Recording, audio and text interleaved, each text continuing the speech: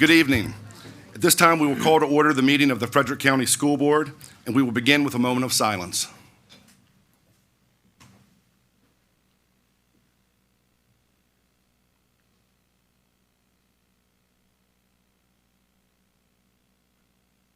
Thank you. We have an agenda in front of us this evening. Dr. Savine, are there any amendments to that? Yes, sir, Mr. Chairman, members of the school board, I recommend that we remove students from closed session. All right, thank you.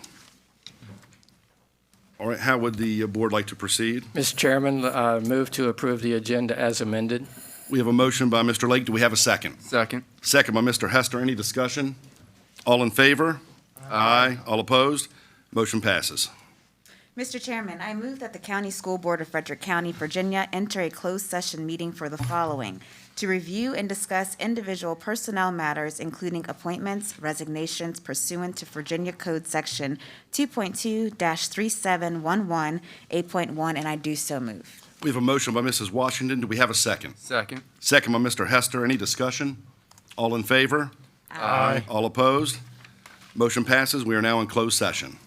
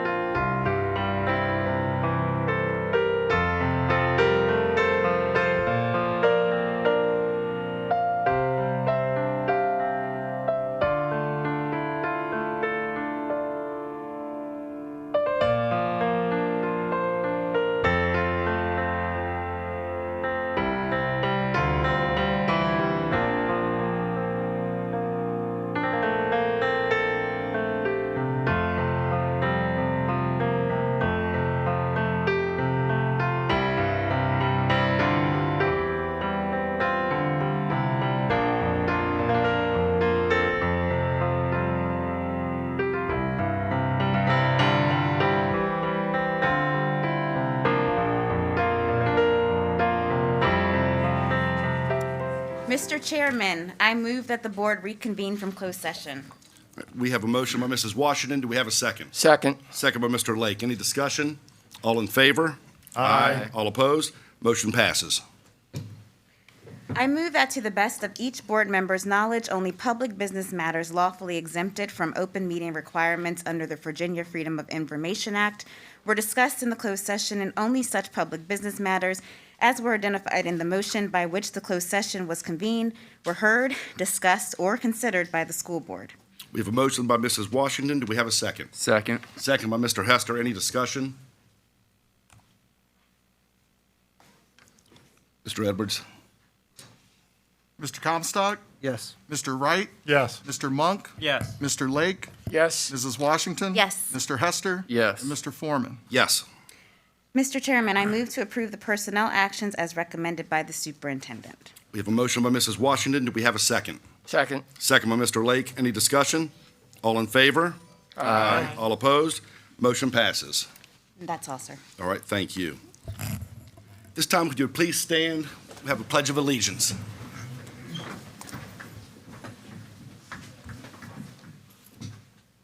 I pledge allegiance to the flag of the United States of America and to the republic for which it stands, one nation, under God, indivisible, with liberty and justice for all.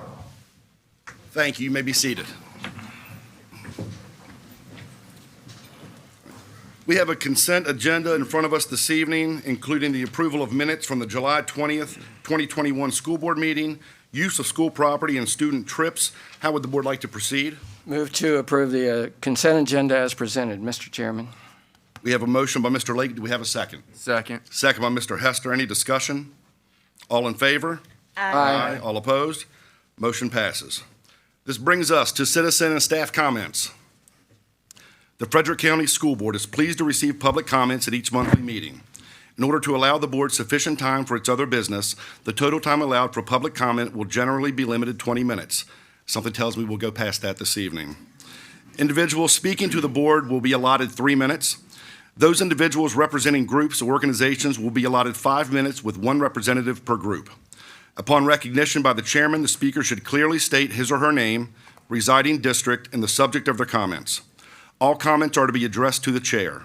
The board will receive comments but will not respond to questions or engage in a dialogue. This is an opportunity to be heard, and the board will refer any issues or concerns to staff or appropriate committees. The school board is committed to showing appropriate respect and courtesy to all citizens, and speakers are expected to show appropriate respect and courtesy to the board.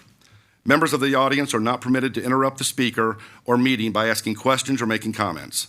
School board meetings are tape recorded for the purpose of clarification and development of official minutes. So with that being said, we have a sign-up list here, and we'll go in the order that folks signed up here. The first one, and forgive me if I mispronounce some of the last names here. The first one, Diana Conaham. Graham, please. Come on up. Yes, please, if you're ready. Okay. Okay, Diana Graham, Shawnee District. And what I want to talk about tonight is your ideas about masking the children in the fall. Just briefly, my background, I'm a registered respiratory therapist. I'm a certified respiratory protection safety specialist and a safety engineer. And I want to go through a couple of facts with everybody.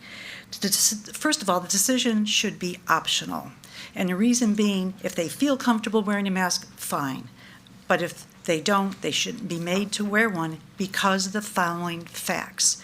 We got to go according to the facts and the science. The micron size of the corona-19 virus is less than 0.012 microns. Now, the N95 respirator, which is none of which all of you are wearing. The N95, I'm sure you probably must have seen it. It's got a tight fit and it's got the filtration, all that. However, that can only filter down to 0.05 microns. So think of a gnat and a chain link fence. The filter media doesn't protect you. It's a false sense of security. The other thing, with children wearing masks, you increase CO2 levels. You're rebreathing your expiration, which is mainly CO2, and that's very bad for children. There's a number of physicians that are stating the same thing. Dr. Marty Marquet from Johns Hopkins, the same thing. So I know all of you and this board are concerned about students, otherwise you wouldn't be on the board. And all of us here are also concerned about the students. So I ask you what I would like to see, that it's made optional, not mandatory. Okay? Thank you very much. Thank you. Next up, we have Julie Kofelt. All right, so I'm not really too sure how to follow that. I was just gonna say the same thing. I'm here for the same thing I was last time, the option. I mean, some people are comfortable wearing them, some are not. My son complained after the 4 days about headaches, the constant wearing it. So, like she said, I mean, she just said everything I wanted to say, so, all right. Thank you, Ms. Kofelt. Next up, we have Christy Scarborough. Hello, my name is Christy Scarborough. Most of you might remember me as the woman who sued you in federal court for taking away my right to free speech after I complained on your Facebook page on your reopening procedures last year. My opinions and complaints have not changed. Frederick County Public Schools is discriminating against children with special needs who cannot wear masks. My child has a right to attend public schools. And if you want to open up schools to all the children, do so equally and make this a choice. And that's all. Next, we have Josh Phelps. Mr. Chairman, Josh Phelps, Gainesboro District. Full disclosure, last year I pulled my kids out of public schools, put them in a private school because of this very matter. I was not going to have them wear a face covering to attend school. Face coverings, in my opinion, are a medical intervention, not a dress code policy. And I don't know why in the world a school board would be taking a position on a medical intervention.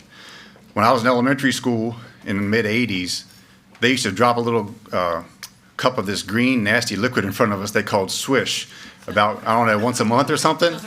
And it was the worst stuff ever. I didn't like it. My mom didn't want me to deal with it anymore. She wrote a note. It was our choice. I didn't have to do it anymore. Mentioning my kids being in a private school, that means there are control groups out there. I don't know if any of you have taken the time to look beyond just the science that's out there, but there are control groups out there. There are thousands and hundreds of thousands of kids that have gone to school all year without wearing masks. Show me the statistics on the hospitals overcrowded with young kids being in the hospitals from those places. They don't exist. So you guys are fooling yourselves if you think that that's there. My biggest issue, though, has always been with the mask thing. You cannot comply. This is the CDC guidance for how to wear a mask. I've sat here tonight and watched every one of you violate at least one of these rules. You all are in violation of it. And I'm not trying to pick on you guys, but it can't be done. So imagine this in the context of a room full of kids, elementary school kids. You're not supposed to touch the mask. It needs to have a wire piece in front of it for it to fit properly. You're supposed to wash your hands or sanitize before you put the mask on. When you remove the mask, you have to use the earpieces. You don't touch it. If you're going to drink something, if you pull it down like this, that mask is no good anymore. You got to wash your hands, put on a new mask. If you have to touch the mask because it's out of adjustment, it's obviously not working. You think it's working just because you have it on your face. It's not doing anything. You're supposed to clean the mask every day. If it gets wet, it's not any good anymore. You got to take it off. Are all these kids going to carry 2 and 3 masks a day if they have to change them out? When they get to lunch, they're not supposed to set it on the table. They're supposed to put it in a bag or in their pocket or in their purse. And if they do that, they're supposed to take it off like this, put it back on this way. Is that how they're going to do that? Are you going to enforce that? Can you really say you're in CDC compliance if you're not following these guidelines? I don't think so, guys. And I just think you have to make it a choice, because if not, you're putting the teachers in a precarious situation, because if somebody wants to say, hey, you're not following these guidelines, they're right. And I'm sorry that you're going to be wrong. Thank you. Next, we have Greg Hewitt. Mr. Chair, I'm Greg Hewitt from the Stonewall District, and I just want parents to have a choice. That's what you got to prioritize science over feelings. Thank you. Thank you. Next, we have Channing Hardy. Good evening. My name is Channing Hardy, and I live in the Gainesboro district, and I'm a rising 6th grader from Frederick County Middle School. Masks may work for some, but definitely not for me. Breathing in your own air is not good for you.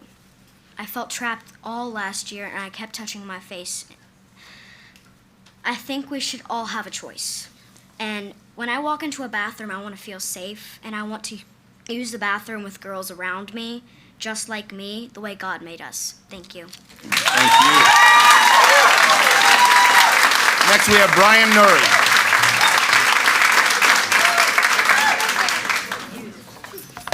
Good evening, ladies and gentlemen of the board. My name is Brian Nuri.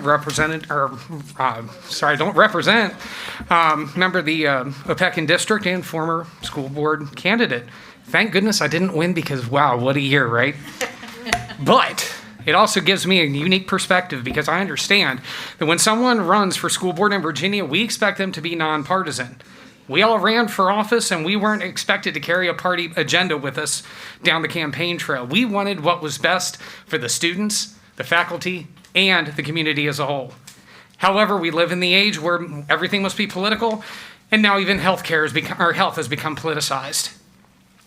Anyone who took 9th grade biology should know already by now about germ theory and how kids are wonderful proofs about how quickly a contagious disease can be spread. One kid gets the flu, goes to school, they all get it. However, COVID is not the flu. In fact, at the height of the COVID cases last year, Baltimore MedStar Hospital recorded record low numbers of flu cases all year. Their conclusion? Social distancing and wearing masks. The doctors explained that this goes to show how much more contagious COVID is than the flu. Well, shouldn't the parents decide? Absolutely.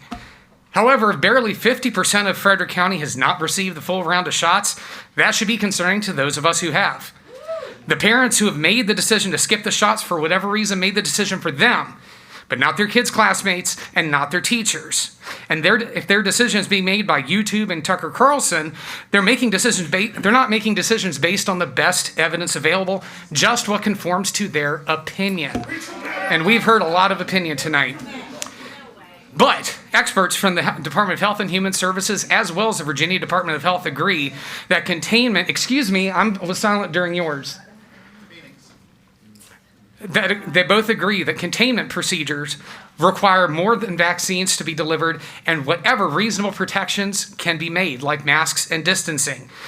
Last week on NPR, they stated that in order for students to safely return to school, they must be surrounded by as many vaccinated people as possible. With the Delta variant proving stronger and infecting more younger people than the original strain, it is crucial for people to get the shots, wear the masks, and exhibit some common sense. 53% of Frederick County has their shots. I think that is as good of a mandate as you can get. Listen, folks, this isn't tyranny. This isn't a tattoo on your forearm. This isn't a gold star. I know that at least one person in here wants to politicize this for his own personal gain, but I'm sorry. Wearing a mask is not a political plot to control the world. Dr. Fauci is not Cobra Commander. This board sits here to serve the best interests of the community. Edmund Burke said it best that an elected official, quote, owes the people not only his industry, but his judgment, and he betrays them if he sacrifices it to their opinion. We've heard a lot of opinions tonight, and you're going to hear a lot more. However, you guys have the stats. You have the information. You also have the responsibility. So please, make the correct decision for your students. Thank you, Mr. Nuri. Folks, we're going to ask that you please respect all speakers here tonight, no matter what side of the issue that they were on this evening. A lot of folks are going to have a lot of different opinions. We just ask that you please respect the person at the podium. Thank you. Next, we have Shaniqua Williams.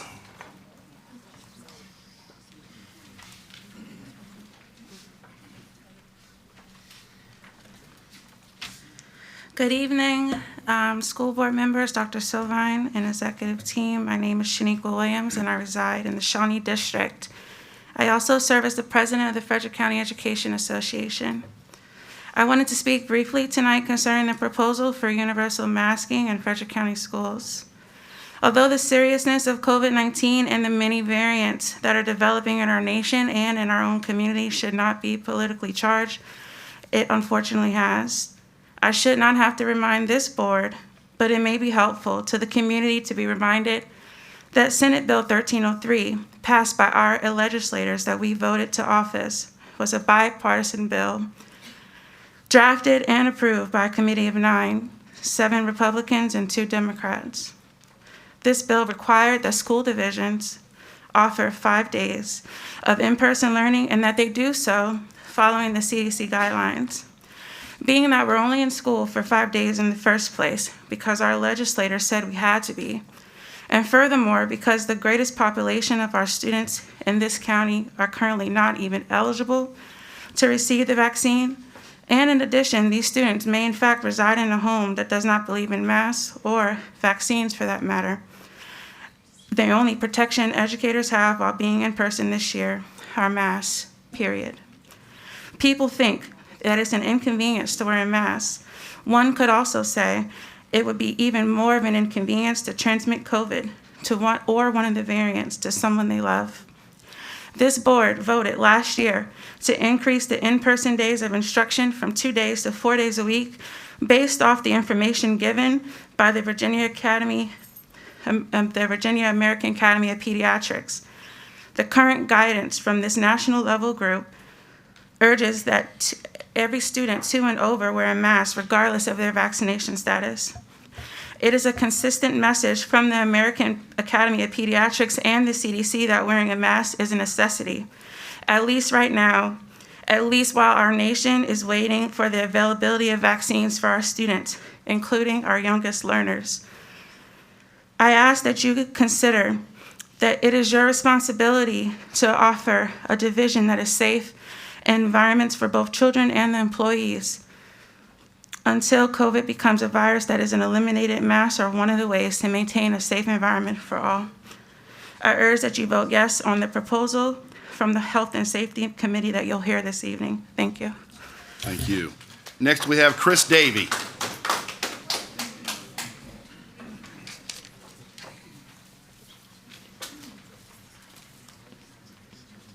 My name's Chris Davey. I'm in Back Creek District. This is my son Camden. He also wanted to come up and say a couple words as well. Those beginning statements were really hard to follow. These past two, a little bit, not so much. But obviously, this whole mask thing is not working anyways. We got a couple of you guys that are actually good enough not to wear masks, which I appreciate. And please continue. We obviously, if we want to go by this whole CDC recommendations and stuff, I would say it's safe to assume our gentleman here that came up and spoke a few people ago has had the vaccine but still finds it necessary to wear this mask. Makes it completely unnecessary to wear a mask if you had a vaccine, according to CDC, until they are so wishy-washy because they don't know what's going on. So apparently the masks don't do anything, or the vaccine doesn't do anything, or both, which that apparently looks like it's the case. My son would like to say a couple things real quick as well. No? Okay, so on the way here, he was very adamant about, when he puts a mask on, he can't breathe. When he puts a mask on, he's a kid. What do when something's in front of their face? They lick it, they play with it, everything. It's obviously not going to work. Saliva's bad. For them to keep breathing back in, the masks are nothing but a breeding ground for bacteria. It causes face deformities, especially for kids that breathe out of their mouth. There's plenty of people that I know breathe out of their mouth. I do it sometimes because I have a deviated septum. I've not worn a mask this whole time, not once gotten any sicknesses, not once had to go to the hospital, never once got tested. And everything's been fine and dandy, great to go along with. He as well has never worn a mask and never been tested, never been sick. We never stopped hanging out with our family, our friends, anything like that. Nobody that we know have gotten sick. So apparently it's not a huge crisis that we're going through right now, other than the media is pushing this crisis. So I really urge you guys to vote no on the mask mandates, and please make it optional for our kids. Thank you. Next, we have Raymond Starkey.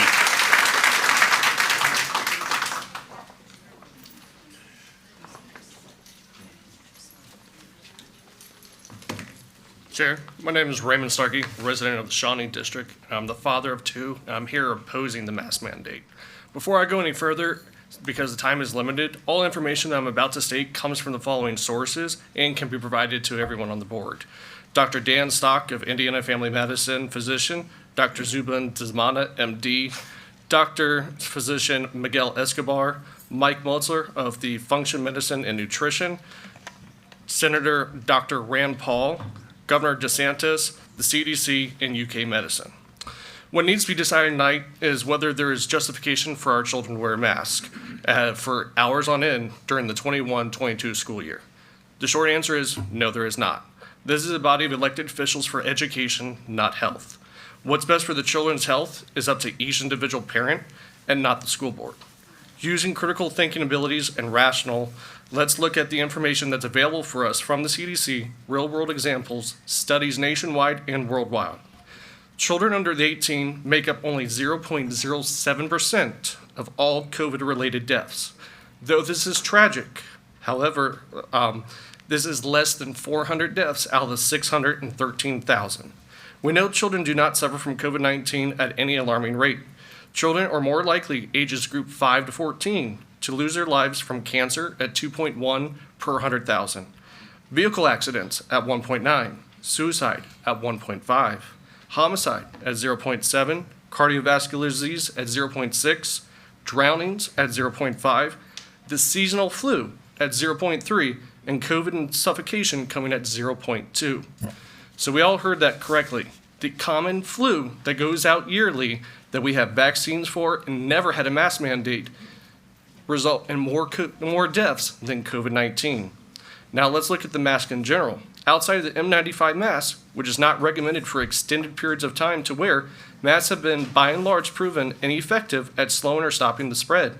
Rather, studies worldwide and here at home showed that the mask mandates lead to a higher per capita infection rate over those with no mask mandate. Masks do several things to children and individuals. It dehumanizes them, creates fear, actually puts the body in a compromised state that reduces the effectiveness of our immune system, including various psychological and other physical health issues that are associated. By the own data here by the CDC in Frederick County, the 7-day moving average for deaths and hospitalizations is 0. Seeing that the Delta variant is far likely to result in hospitalization and death, less likely to harm children over the season of flu, and masks do nothing scientifically beneficial, then why are we considering this for our children? All adults at Frederick County Public Schools probably have had the opportunity to get the vaccine if they wanted to, and no study have shown that children are infecting those in the school setting. I believe this should be a parent's choice. Thank you. Next, we have Austin Riddle.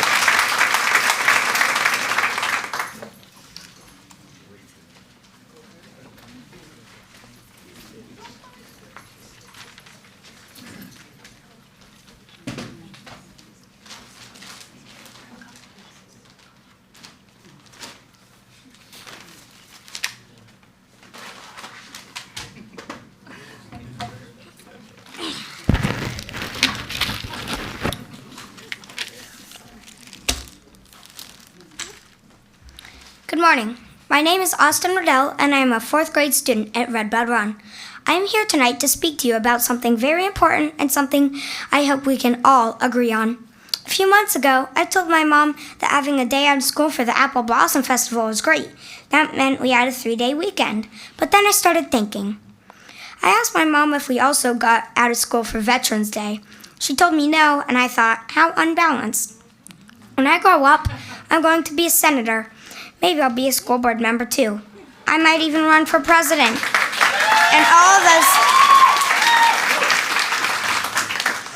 In all of those cases, I'll have to be voted for, just like all of you. We are a country made up by the people, for the people, and this is because of our great military. Our military members, past and present, signed their name on the dotted line to preserve our freedoms, yours and mine. They sacrifice, their family sacrifice. They die and return to us.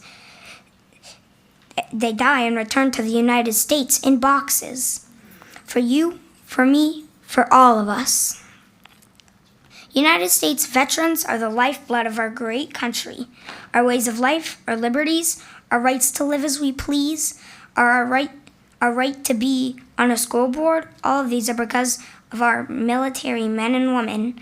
The 4 generations before me that went wherever and whenever the Army needed them, wherever our country needed them. I'm here tonight to ask you to carefully consider our priorities as a nation, our priorities as a district. Frederick County Public Schools does not include Veterans Day on our school calendar. I never get perfect attendance because I do not go to school on Veterans Day. My family...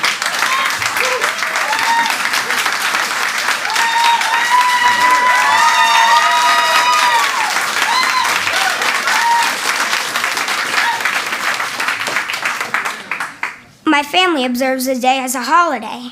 Our United States flag flies high, and we remember our veterans and their sacrifices. Since I was 2 years old, I make sure to shake the hand of veterans I see in public and thank them for all they've done.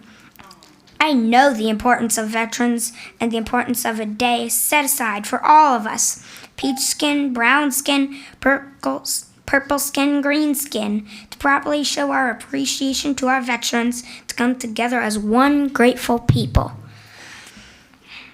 This is a great school district. I love Red Bud Run Elementary and all my teachers there.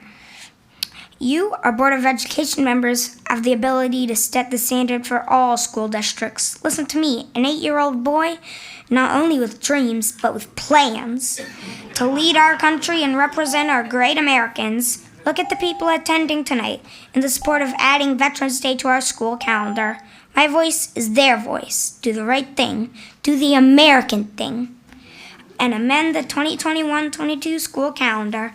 If you love our country and our veterans like I do, I ask that you proudly wear these pins on your left, closest to your heart. Thank you for your time and all you do to make this district great. Thank you.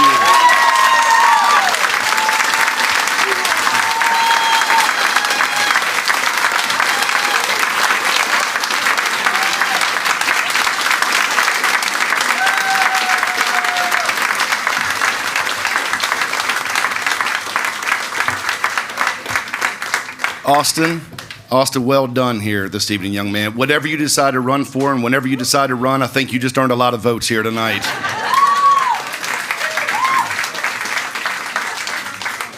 Next up, we have Priscilla Riddell Belito.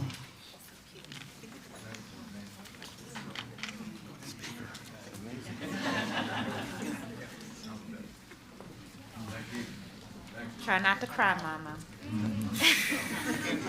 Boy, that's a tough act to follow. I don't care who you are. The student has certainly become the master. Unlike my son, but much like all of these other folks that are here tonight, I'm here to address the mask issue. The greatest part of my 20-plus year career has been spent terminating parental rights, whether voluntarily or involuntarily, as a licensed clinical social worker in 3 different states. Anytime a termination of parental rights takes place, it has to be due to substantiated abuse, neglect, or dependency. This is a lengthy process. There are, thankfully, more than just my voice involved. Thankfully, there's lots of voices involved. Judges, expert testimonies, psychologists, other professional colleagues that may be involved in a child's life. I'm here tonight because my parental rights have been taken. My parental rights have been taken every single time a mandate is put out about my child's health. I'm here to tell you right now, tonight, I birthed that child. He's an amazing young man, and every health decision that comes across his plate until he's 18, probably far beyond, I am the mama, and I will make that choice.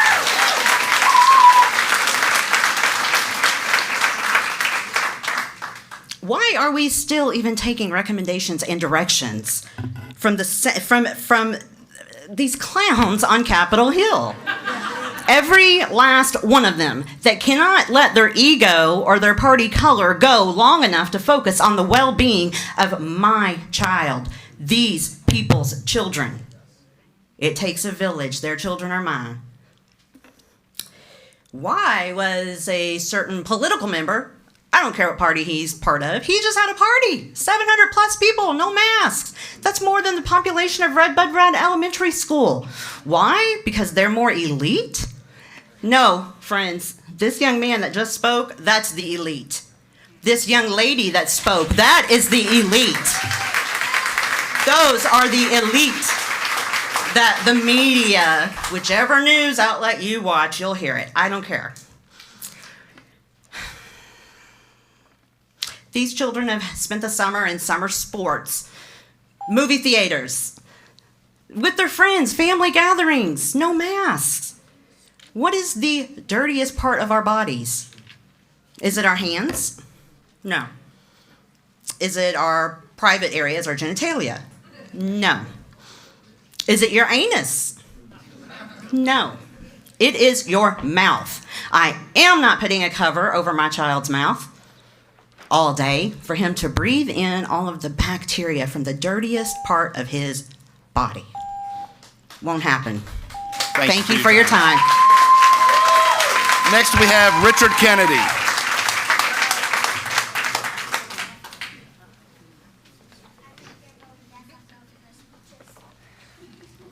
Hello, Board.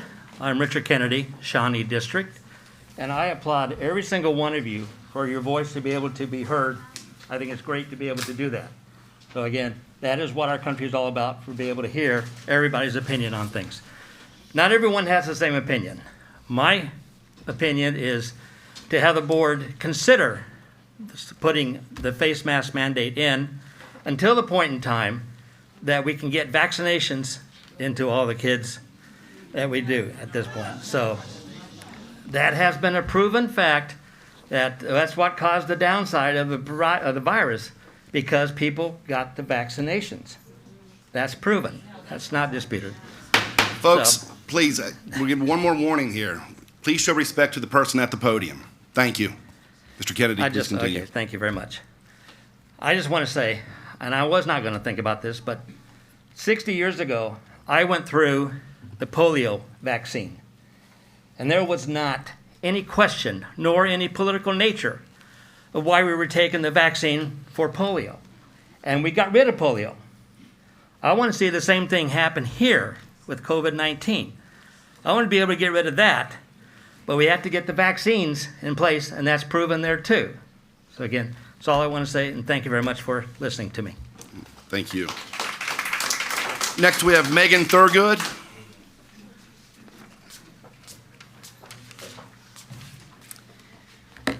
Hello. Most of my points have been made already, so I'm not going to repeat them. I would like to add, though, our children are not universal. There's no one-size-fits-all approach, and decisions we make for our kids should be steeped in the knowledge of who they are and what they need. They are individuals with individual needs that require individual consideration from the people who know them best and have been given the privilege and great responsibility of advocating for their needs, which would be their parents. Thank you. Thank you. Next, we have Clay Perry.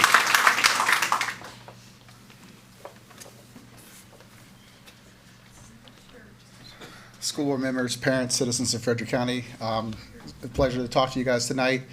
I'm here to support parent choice and the medical and safety and health situations for their children. I'll start out with a statement, ask you guys a question, follow it with a concern, and then end with a conclusion. The statement is a statement made by Thomas Jefferson when talking about the University of Virginia, which is, "For here we are not afraid to follow the truth, so long as there is reason left free to combat it." I think reason has gone out the window, and unfortunately that has made us afraid to follow the truth because we don't know if it really is the truth, and that's the problem that we have.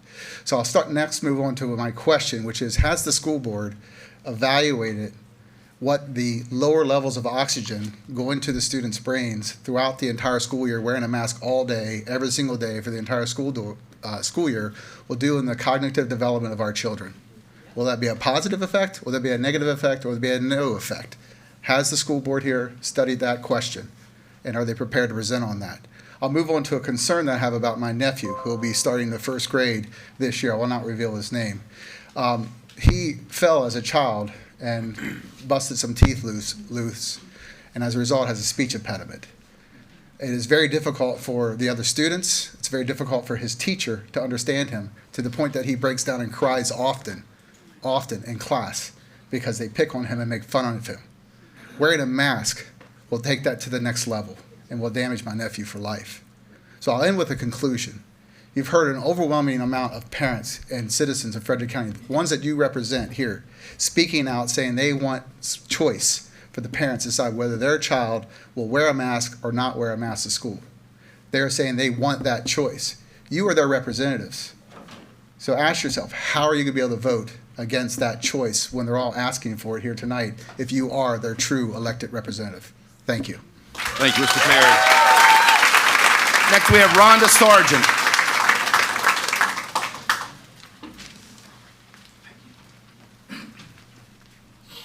Good evening, you all. First of all, I would like to thank every one of you all that responded to my email that I sent and confirmed, your receipt of it.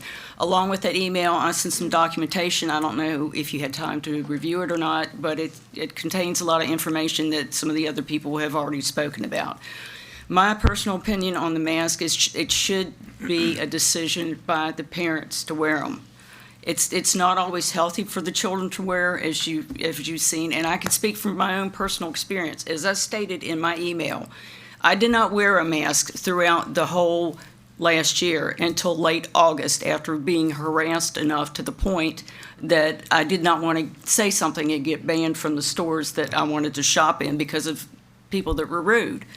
However, 2 weeks later, I wound up with a sinus infection from wearing the mask. 2 weeks, and it was in September. I never, ever get a sinus infection in September. But I truly believe that it should be up to the parents to make the decision about whether or not their children should wear a mask. And furthermore, if that you all reach that decision that it's the parent's choice, I don't believe that the children should be segregated for the ones that do wear and don't wear, because you know how children can be with each other, how hateful and mean they can be. And that would just give them one other thing to make fun of the other children about. That's pretty much all I have to say. It's just, I think, just like with the vaccination, I think it should be up to the parents to make that decision for the children as well. And that's all I have to say. Thank you for your time. Next, we have Deborah Miles.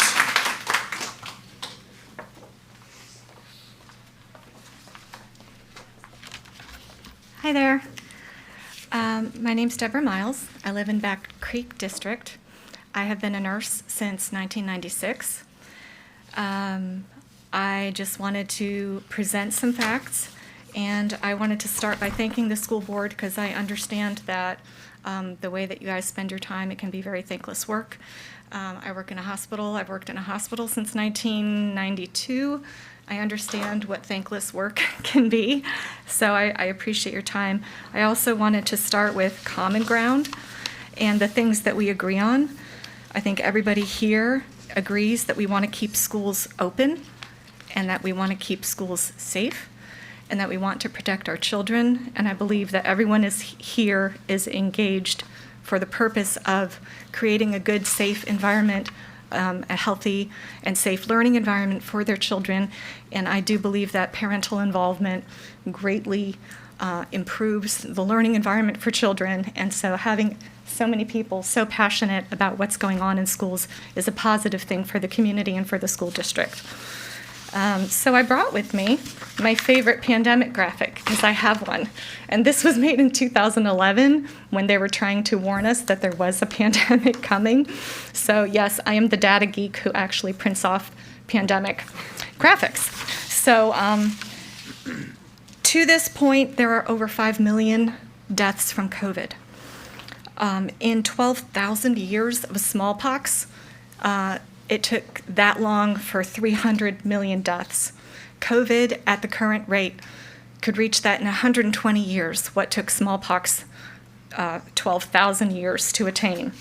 In all the recorded history of typhus, it has attributed approximately 4 million deaths globally.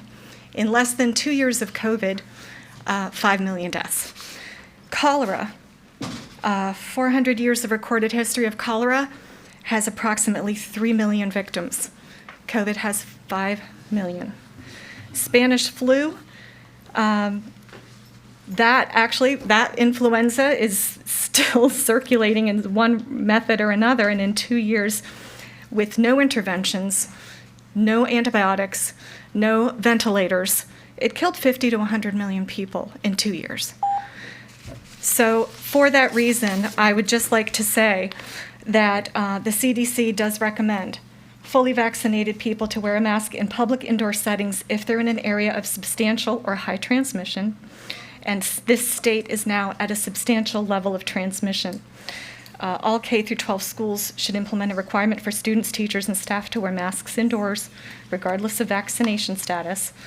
And that is the CDC guidance at this point. If we don't take the standard public health information, then we're derelict in our duty. Thank you. Thank you for your time. Next, we have Carrie Eustace.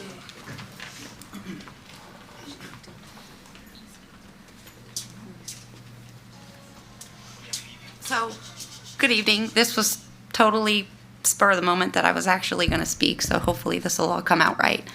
I'm here for two things. I am here for the mask mandate, opposing it, which a lot of what I was going to say has already been said. I think, but my biggest point with it is mask or no mask, I'm a parent, and I want the right to be able to make that decision for my children. A lot of my, I don't even want to say rights, but a lot of my opinions are looked down upon from my children, from peer pressure, whether it's, my kids are made to feel bad because I've been married for 26 years to their dad, so that must mean that they have white privilege. I'm a racist because I don't support the BLM movement. So there's a lot of other things going on that I would at least like to keep my legal rights as a parent intact so that I can make decisions that I think are best for them. So that's the first thing. The second thing is I would like to know with this new gender model how we're gonna deal with that, because I want to know how the school is going to be able to keep my daughter safe as a 15-year-old from either the easiest thing or the simplest thing that could happen is she could go into a locker room and see male genitalia.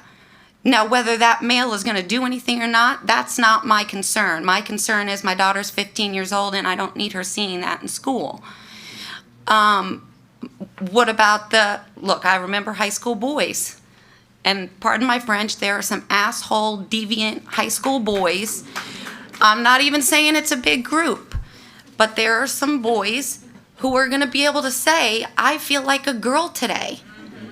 And go into the girls' locker room and make my daughter uncomfortable, touch my daughter, show my daughter his genitalia, convince my daughter that they're in love, and the next thing I know, she's pregnant, right?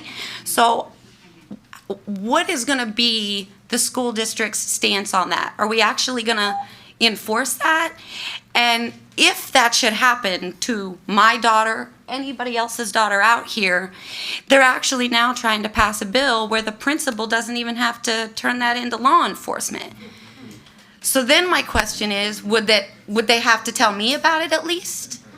So if I just want to put that out on the table. I don't know how many of you guys know or don't know about this whole situation, but I wanted to put that out there so that you guys could at least discuss that and make parents feel comfortable about how safe their children are going to be.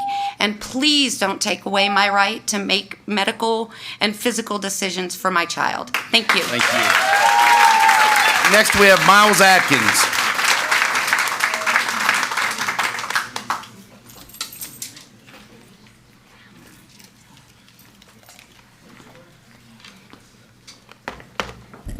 Mr. Chairman, members of the board, hey, thank you guys for having this meeting and hosting it early so we can all get out some of our concerns and grievances before you all today. I'm obviously here to oppose mask mandates. We're in the red and solidarity with the rest of the county out here. But what I'd like to go ahead and say is, a lot of people have brought up facts. There's facts one way and facts the other. We get kind of bogged down in these facts. What isn't such a fact is Ms. Washington, you and I had a conversation right back here at the last meeting, and you were adamant about you being a parent and having that choice for yourself and how your kids are raised. And I believe all the parents out here want that same thing. All we're asking is that the board respect those rights. One of the other things is, how are you going to enforce this? If one of the students doesn't wear a mask, are you going to suddenly deny them the right to an education? What really are you going to do about that? Finally, I just want to say, if whoever does vote to mandate the mask, I'm going to be there to actively campaign against you when you run next time. Thank you. Thank you. Next, we have Yardley Lockridge. Hi, my name is Yardley Lockridge. I am 10 years old, a rising 4th grader attending Apple Pie Ridge Elementary School. I think wearing a mask should be optional because when I wear a mask, I can't focus, think, or concentrate. And I can't see my friends' expression. But what bothers me most is that boys are allowed in the girls' bathroom. It makes me feel uncomfortable, and it's not right. God made girls girls and boys boys, and it needs to stay that way. Thank you. Thank you. Next, we have Heather Lockridge. Good evening. I'm Heather Lockridge from the Stonewall District. I got up and spoke last time. I'm very passionate about parents having an option. And I don't know why this is even a discussion, honestly. You guys sat here last meeting and said you'll look at the data. True. And I think that, and hopefully you're looking at it the same as I am. The Virginia Department of Health today, so updated 8/10/2021, number of new hospitalizations reported is 1. Average for the 7-day is 0. When we go and look at deaths reported, it's 0. 7-day average 0. This is great news, right? I was at the Frederick County Fair 2 weeks ago. My daughter showed. I've never seen so many people in my life. In fact, walked out of there and was like, hopefully we don't get sick, right? I don't know where the wood is, but we didn't get sick. And I've never seen so many people unmasked. And these are the people from the Stonewall District, most likely from all districts, but right in their backyard is the Frederick County Fair. So I hope you can find a way to represent your people, because I don't think, and looking at the people at the fair and the people without masks, it appeared they made their own decision those days. And with our children, I feel that I should be able to make my own decision. So I hope you look at the data. I know there's a lot of stuff on the internet, and I don't know what is real or what is not. And I know you guys are probably having a hard time with that too. But on Virginia Department of Health, on that website, if they're talking about this new variant being big and bad, then where's the data? So I hope that we are going in the right direction. It appears that we are, and I just hope that you look at the data and you're representing the people that put you in your seat, and let the parents have a choice. Thank you. Thank you. Next, we have Jamin White.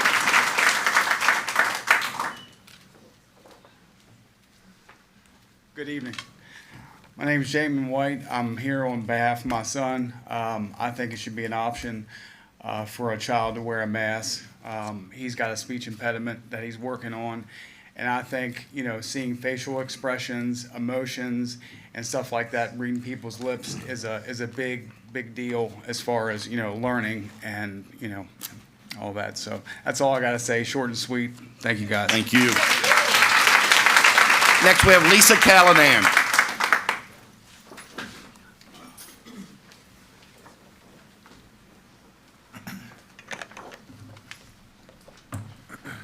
Hi, I'm Lisa Callanan. I'm from Shawnee District. The CDC is recommending that K through 12 students wear masks in order to attend school, supposedly due to the Delta variant, a COVID mutation that spreads easily but is much milder than the original COVID-19. And I feel that we do need to remember Who exactly is most at risk for COVID? 85% of those who died in Virginia were over the age of 65. 64% were over the age of 75, and 94% of those who died also had underlying medical conditions. No Virginians under the age of 25 died from COVID in Virginia. According to the CDC, also, because those elderly, 80% of them are fully vaccinated and 90% have had at least one dose. 60% of those 18 and above are fully vaccinated, and 58% of children are fully vaccinated, including my son. Students were told that if they were vaccinated, they could live their lives normally. But what about now? One of the only reasons I agreed to it was to get him out of the stupid mask. The persistent focus for COVID has been on the number of cases, but cases have never historically been the major public concern for disease. Morbidity and mortality have always been. In other words, are you so sick that you have to go to the hospital, or will the illness lead to death? Schools never made students wear masks or made unsymptomatic kids stay home for 2 weeks. Sick kids were told to stay home, and all others were expected to go to school. The other thing is, no one knows for sure if the CDC or the World Health Organization is correct that masks work, because there has not been one study conducted so far with kids being randomly assigned to classrooms with different masking strategies and measuring transmission rates. The truth is, we don't know. Everyone is so sure they know masks work without any data to base it on. Mask wearing has become a national conditioning and a culturalization process and has nothing to do with proven scientific results. As of today, the Virginia Department of Health 7-day transmission rate for Frederick and Clark counties and Winchester has been low to moderate, and the 7-day hospitalization and death rate has remained 0. Why do we need masks, which have not been scientifically proven to be effective, in schools in an area with low to moderate transmission rates and no hospitalizations or deaths? The Fauquier County School Board agreed and voted for mask optional. Masks should be optional in Frederick County schools because there is no data to support it. Virginians should have the freedom to choose. Thank you. Thank you. Next, we have David Sparkman.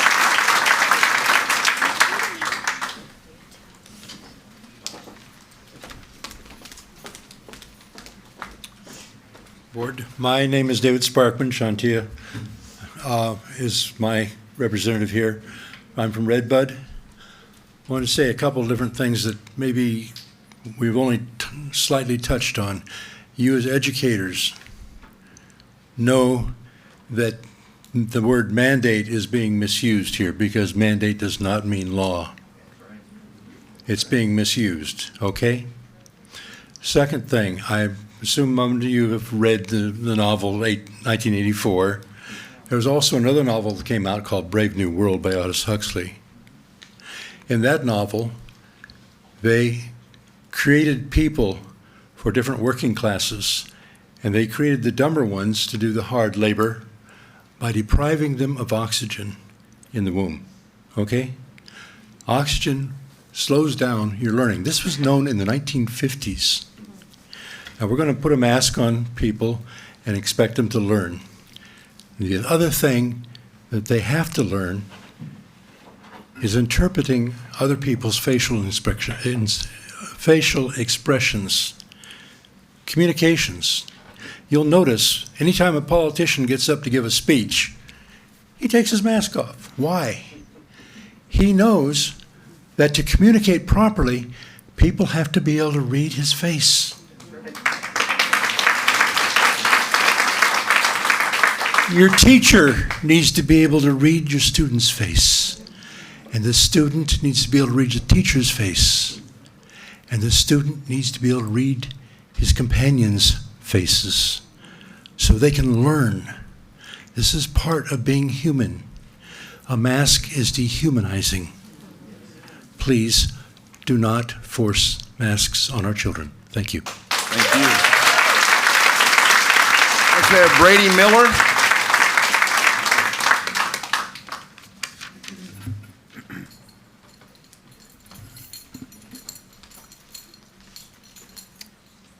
My name's Brady Miller. I'm from Shawnee District. You'll have to excuse my voice, it's allergies. So I just wanted to review some terminology that we've been hearing constantly in regards to the information that's put out for us. It's the CDC guidance and World Health recommendations. A recommendation is just a suggestion or a proposal for the best course of action. It's not a law. Guidance is just advice or information that's provided to solve a problem.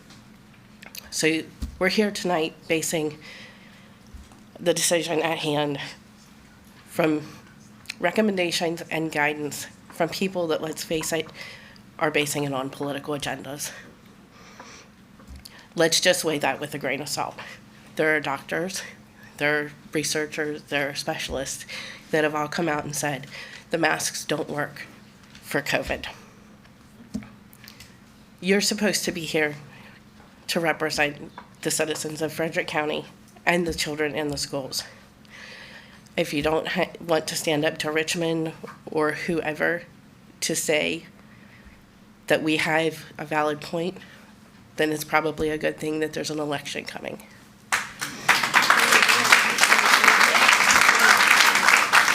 With doctors, researchers, and other medical professionals speaking out about the mask, looking at data, I don't know if anybody is aware of, the Cleveland Clinic, researchers from the University of Maryland and OSHA, who I'm very familiar with, states that rebreathing your own carbon dioxide deprives your body of oxygen. By doing this, you're creating fatigue, clumsiness, emotional upset, and with prolonged exposure, let's say 180 days of being in school, you can actually be put into a coma from high levels of carbon dioxide in your body. That's what we're trying to avoid, is the hospitalization from COVID and people being put on ventilators. This device, it's a simple medical tool. You can pick it up for $40 at Walmart. When you put a mask on, the first thing that you'll notice is your heart begins to race. 10 minutes into it, my 12-year-old, my 17-year-old, and my 6-year-old, oxygen levels dropped by 3 points. So I'm here to tell you today that I'm their parent, and I have the choice of medical decision. And if you take that choice from me by making the mask mandate, I will personally hold each and every person legally accountable for the damages done to my children. Thank you. Thank you. Next we have Gail Ferreira.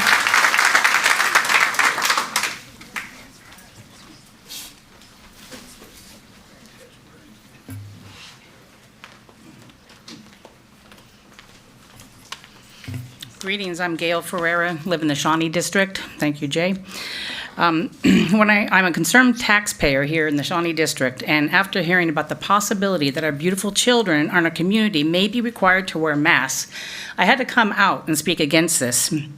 Requiring masks defies logic, and it is complete lunacy. There's no science behind the mask mandates for children. Many children, as you heard tonight, struggle with wearing masks. A research study by Johns Hopkins colleagues found that out of the $42 billion the NIH spent on research, less than 2% went to COVID clinical research, and no grant has been dedicated to studying masks on children. CDC reports on the week of July 31st, the rate of hospitalization with COVID for children 5 to 17 was 0.5 per 1,000 children, which amounts to roughly 250 patients. The Delta variant has emerged, yes, but many teachers, parents, and children 12 and over have been vaccinated, so why mandate the masks, you may ask? The answer is very clear. It is for control by those who desire a totalitarian government and a complete takeover. It is proven, that masks wearing by our children causes anxiety, as you again heard tonight, and breathing difficulties for some students. Children with myopia have difficulty seeing because the mask fogs their glasses. Masks can also cause severe acne and other skin inflictions, which they're very sensitive of. Masks prohibit adequate oxygen going to the brain of our children, as Mr. Sparkman said, which they need in order to think critically. They can be distracted and prevent children from learning. They can also lead to increased levels of carbon dioxide in the blood and can collect bacteria if they are moist and are worn for too long. Facial development can also be altered by children who mouth breathe due to adenoids blocking their nasal airways, which can develop the mouth deformities and an elongated face. Okay? Any child who wants to wear a mask should be free to do so, but forcing them to do so is abusive. This should be a personal decision where parents need to ultimately decide what is best for their children, not the federal government. Wearing masks should be an option, not a mandate. Children are too young to vote. They don't have a lobby. Let's see the data showing if there are benefits and weigh that data against long-term harm.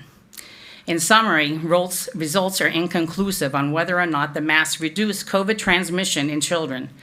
The CDC blindly recommends that 56 million U.S. children and adolescents, vaccinated or not, need to wear a face diaper. Like sheep, authorities are also imposing mandates in schools, thinking that it cannot do any harm. But please, school board members, I implore you to prove to us taxpayers that you are not sheep, that you're not just following the herd. Think, be brave, stand up for our children, and think of their future. We need to let our beautiful children be the best they can be and live up to their fullest potential. Thank you. Next, we have Aaron Borzeda.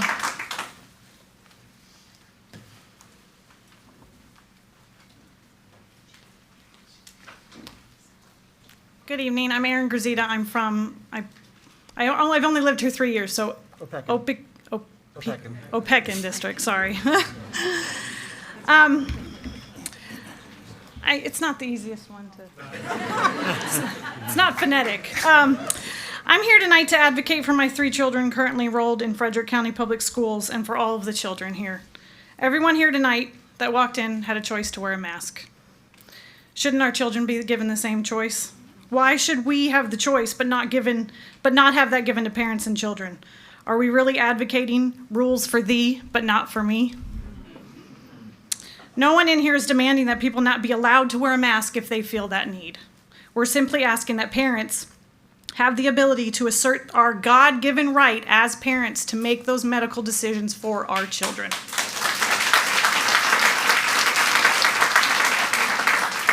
I have said from the beginning of this pandemic that everyone should have the right to do what they feel is best for their family to keep their family healthy and safe.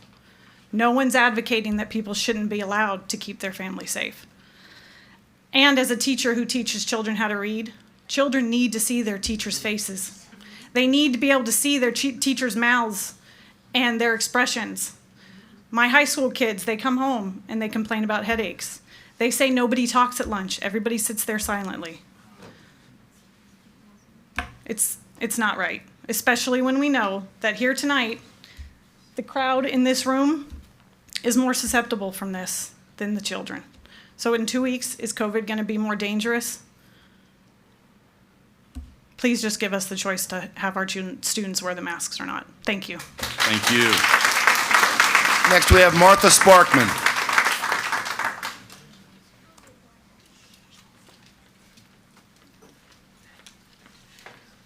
Good evening, board members. My name is Martha Sparkman. I live in the Red Bud District, and I am the mother of 4 Millbrook High School graduates.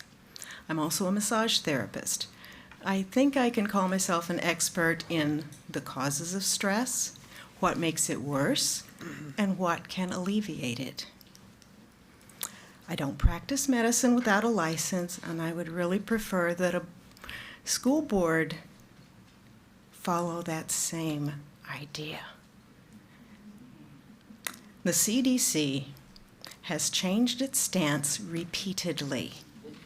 And I ask you, if they change what they are recommending, are you going to change your minds? I have observed people who wear the masks, and I find that they tend to be more stressed. some of them tend to be a little more judgmental. And I wonder how they would be evaluated psychiatrically. I've been yelled at for not having a mask on. And I said, last year, I had to wear a mask at work. I don't work in a shop anymore. I work at my home. I nearly passed out repeatedly. My favorite kind of treatment is 90 to 120-minute massage. I don't miss anything that way. If somebody's got one shoulder that's messed up and I don't get to the other one, that other shoulder gets jealous. That other shoulder says, what about me? But I was just about on the floor before even a half an hour was done. I kept that little oximeter, what she was showing you earlier, with me in my room, and I would check myself. My O2 level went down maybe 4 or 5 points, but my heart rate went way up. This is not conducive to good treatment protocol.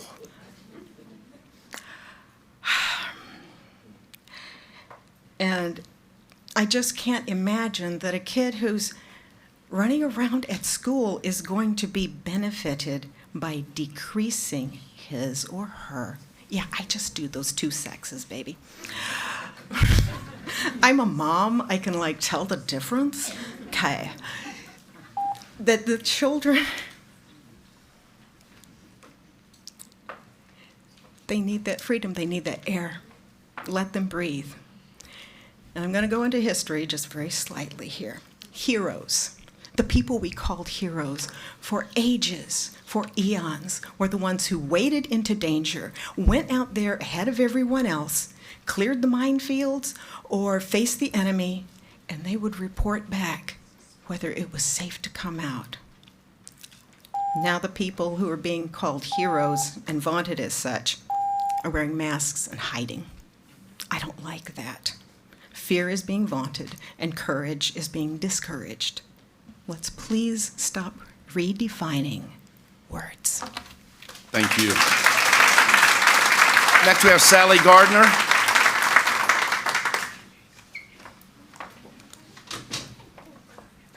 Oh, crap in here, thank God. Hi, you guys. I'm here because I'm a grandmother. I have 3 children. They're not mine, they're my daughters. I raised them. I have an A honor roll student. You've sent him letters every year, consistently. This is a great school. This is a great school district. I love the way the children learn. A honor roll all through school because of Frederick County teachers. We've gotten through flus. I had some crazy thing. I lost my taste. I lost my smell. This was before COVID. I was on my back a month coughing, another month trying to get it out, whatever it was. But I lived. This doesn't kill everyone. Stop acting like it will kill you. It doesn't kill everyone. Few have died. Okay, and I don't know, to tell you the truth, because this has been so politicized, if they died from COVID or not. Is it that a shame? We know that people were put into nursing homes with COVID, and those were the most vulnerable. But you're going to tell me there's going to be a mask charade, and you guys can't handle that? At school, this is a charade. Stop it. Stop it now. Be brave. Be courageous. Be forthright. Make a decision. Don't listen to the hype. We're the parents. We're the ones who care for them when they have a fever, when they're throwing up. We don't send them to you. We don't send them to you. We keep them home. Don't give us some crap. Oh yeah, we could make a decision for you, for your kid. I'm not sending them to you when they have a fever. I keep them home. And every other flu and cold and everything else, he caught at school. That's where he caught it. I didn't come to school and say, wear a mask. You made my son sick. I said, hey, you're going to stay home for a few days and not get other people sick. Because it's not just him I care about. Stop caring about the news. Care about your job.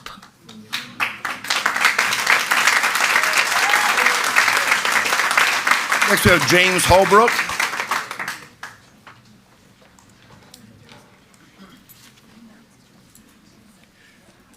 Good evening, Board.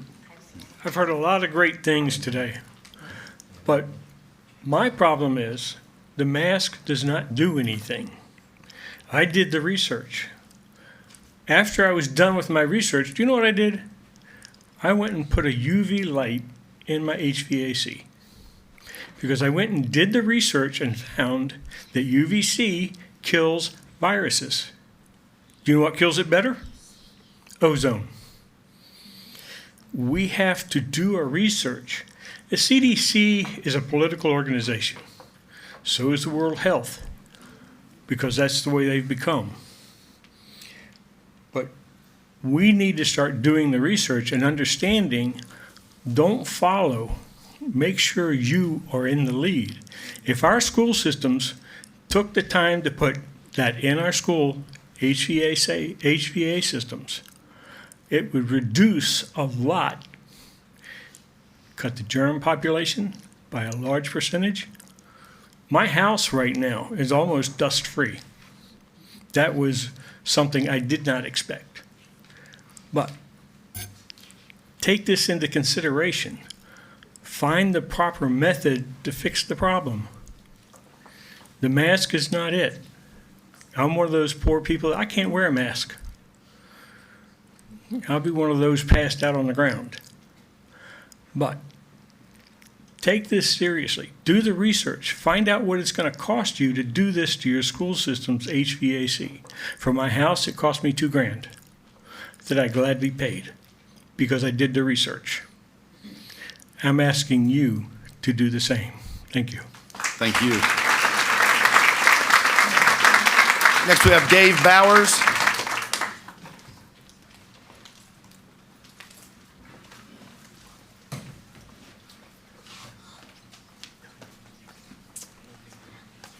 Dave Bowers, Opacan District, obviously talking about the mask. Would like to preface this by saying both my kids are vaccinated. We gave them the choice, did not force them. They made the choice, and I supported that. We are firm believers in everyone having their choice to wear a mask or not, get the vaccine or not. I don't believe it's acceptable to force our students to wear masks in school, especially without providing them an option. If there is no option, what are they supposed to do?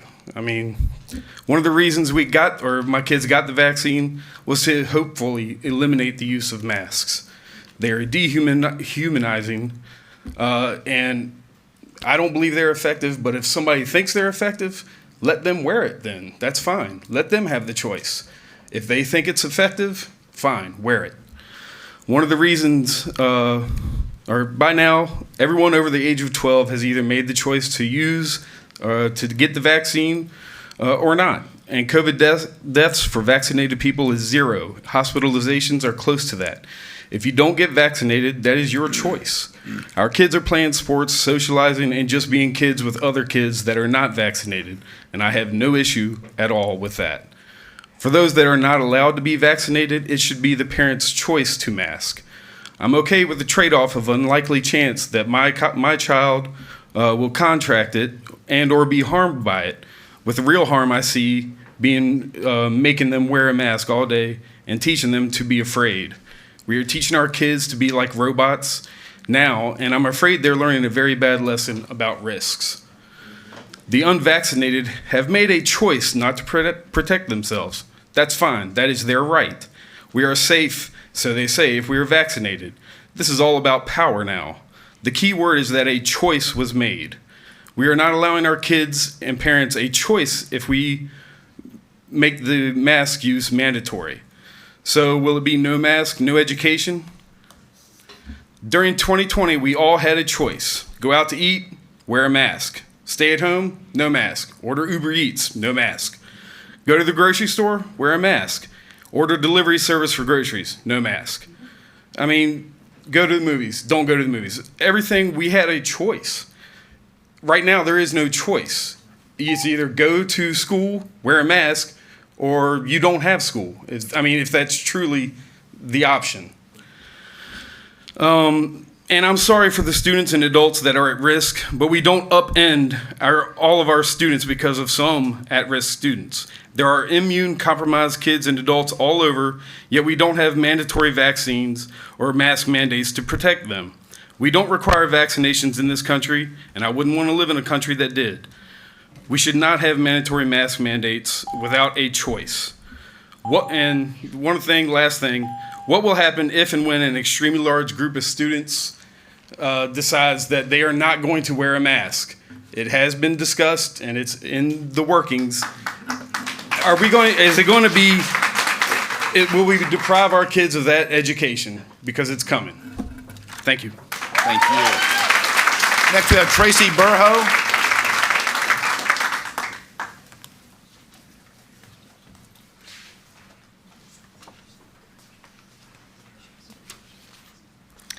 Hi, I'm Tracy Burho from the Stonewall District, and I'm going to read a letter that my husband and I sent to the board. I expected school to be a little different in the beginning, but I didn't think it would stay this way all year. I have trouble breathing, and I'm really tired and have headaches. I couldn't hear the words during the spelling test.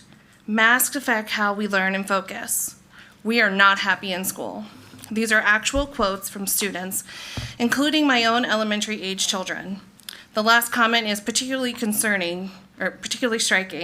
It is devastating to hear our children who have always enjoyed school say they are now unhappy there. It is directly because of the mask mandate. Face coverings should be optional for students during the 21-22 school year. If anyone wants to wear them, that is their right to do so, but there should not be a masking mandate. It is not too late for the school board to make the right decision for our students.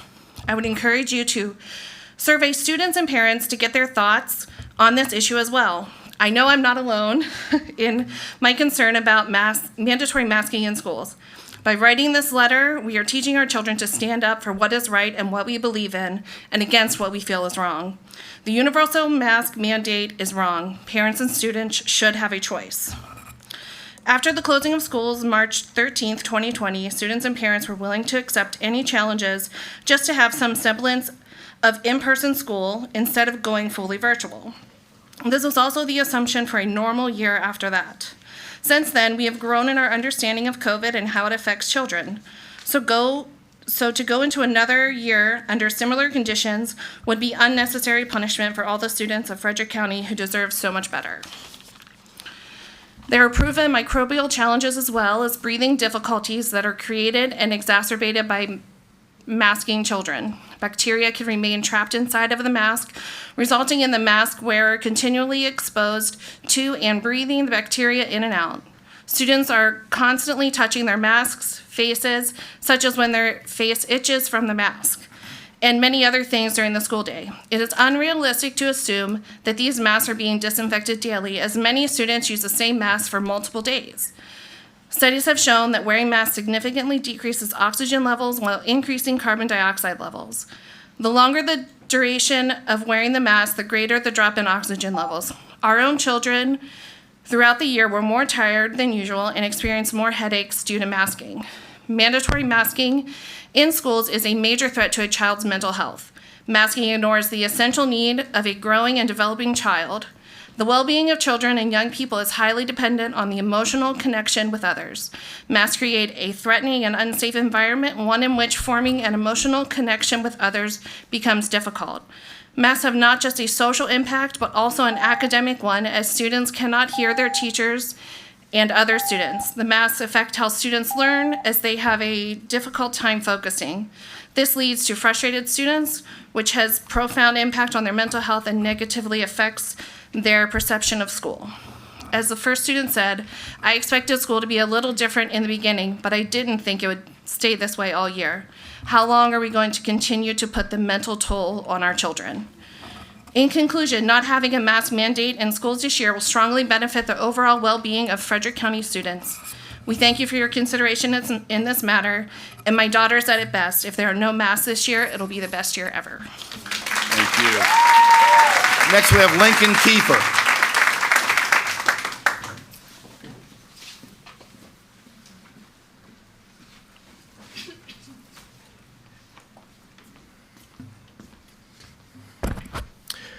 Hello, board, Americans. All right. Just want to say that, freedom is the right to choose. Liberty is what we do with that freedom. This is still America. We have choices here in this country. We have choices to come here. We have choices to talk about one side or the other. And we have a choice to have an opposing opinion. We, the people, are saying keep masks and vaccines a choice.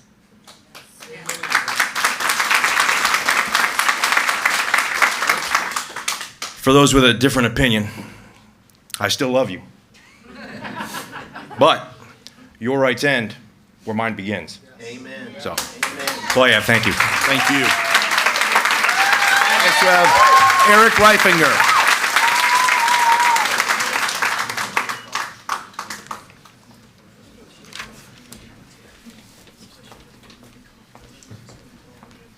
Hi there, board. Eric Reifinger, Shawnee District. I'm here tonight to support you in the important decision you're going to be making this evening regarding mask usage this fall. I sent all of you an email with multiple medical studies that show the safety and effectiveness of masks being worn from children the age of 2 and up, not only for their physical well-being, but their mental well-being as well, since both of those issues matter so much when it comes to this decision. And the thing is, when it comes to making these decisions, you have to rely on the medical experts that have studied these viruses for countless days, months, and years at a time. They are the ones that have put in the time and the effort to really understand what is going to help protect our students and protect our educators. And I'll be honest, I don't like wearing this mask. I can't stand wearing this thing. And I don't think anybody in here likes wearing a mask. It's pretty evident from evaluating the room. But when it comes to wearing this mask, there's multiple other things I don't like to do. I don't like when I go out to drive. I don't like driving the speed limit because I feel like I can drive decently safe. I don't like that I had to pay extra money out of pocket to get my house inspected. And I don't like the fact now or when I was younger that I had to get shots in my arm to get vaccines because I don't like needles. But for all of the dislikes that I have for all of those different reasons, there's a reason why I wear this mask, and there's a reason why I went through all of those other items. It's not just to protect myself. It's about protecting all of the other individuals that you interact with on a daily basis, whether that's on the road, whether that's anybody that's visiting my home, or whether that's anybody I'm interacting with that may have a compromised immune system, or somebody that has not had the ability or does not want to get the vaccine to protect themselves against a deadly disease. I'll leave you with this. The Bible puts this pretty well. Galatians chapter 6, verse 2 states, "Carry each other's burdens, and in this way you will fulfill the law of Christ." This burden was put on us outside of any personal decision any of us made, but it is up to all of us as a community to put into place decisions that will help protect our students, our educators, and our community as a whole. Thank you so much for your time. Thank you. Next, we have Matt Edwards.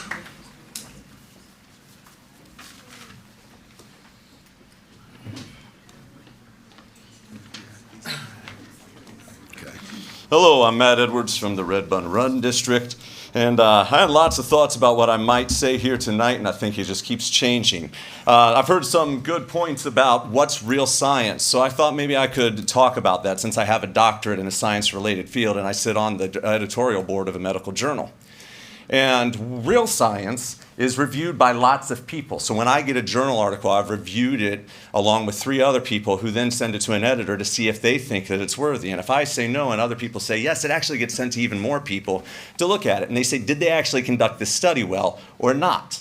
And the place you can find all of those studies is Google Scholar, and it has conservative points of view, liberal points of view, and independent points of view because people published their work. And anyone who has a doctorate in a research field knows what that's about. So let's talk about some real research instead of fake news. So, while some argue that masks do nothing to help, a scientific study conducted in Georgia examining 165 K-5 schools found that adjusting for county-level incidents, COVID-19 incidence was 37% lower in schools that require teacher and staff members to use masks. That's from the Journal of Morbidity and Mortality Weekly, a peer-reviewed journal. Means a lot of scientists said, yep, that's a valid study. Schools that have delayed masking in the past saw higher infections. Faster implementation of mask mandates was consistently shown to be protective. That comes from the American Journal of Infection Control, peer-reviewed.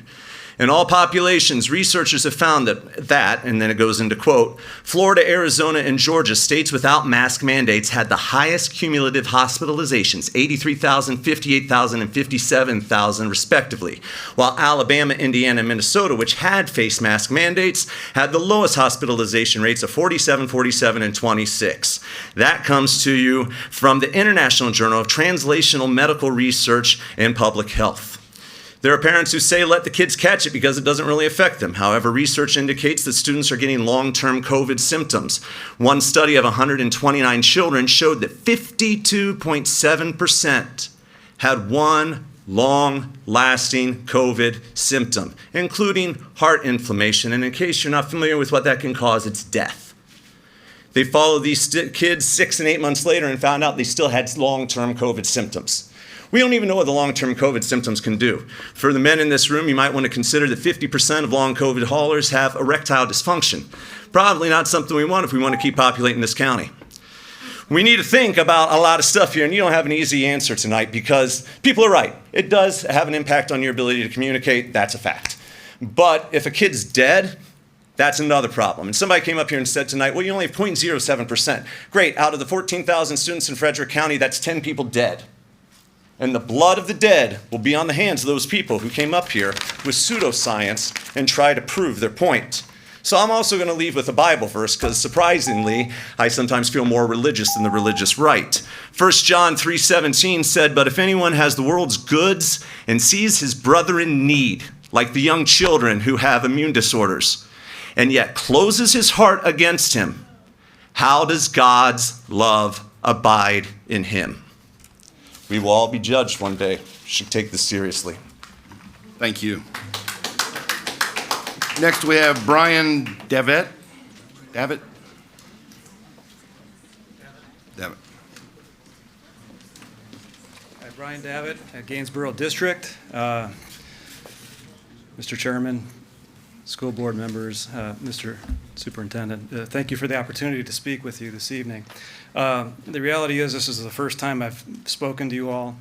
I don't usually do this sort of thing, but I felt so strongly that I needed to come out and express my opinion that that's why I'm here. I actually had hoped to have some prepared remarks, but then when the meeting got moved up, I didn't have an opportunity, and I thought I'm going to still come anyway and express my opinion. I'm coming to you as a father. I've had 4 graduate from James Wood. I have 2 actually going there this year. In our family, we had my last to graduate, his senior year completely messed up with his soccer season being canceled. It stood to be a great opportunity that season that they lost. My daughter, last year, she loved school, and as she tried to go to school in person wearing the mask, it did not work for her. She got tremendous headaches, ended up going at home, and was very down and depressed really from the experience. I'm not here to undermine in any way anyone's opinion, put blame or responsibility for deaths on anyone. I'm just saying that I don't believe the mask wearing is commensurate with the risks that we're up against with COVID. I believe that the risk of wearing a mask is greater. In our little circle of people and acquaintances and people that we know, there have been more suicides in the last 18 months that I personally know than people who have died from COVID. So again, I'm not undermining the deaths from COVID. I'm looking at the psychological impact on our children. We all had normal experiences in high school. We didn't have to wear masks. I think it should be the parents' opportunity and decision to make that choice as to whether or not their child should wear a mask.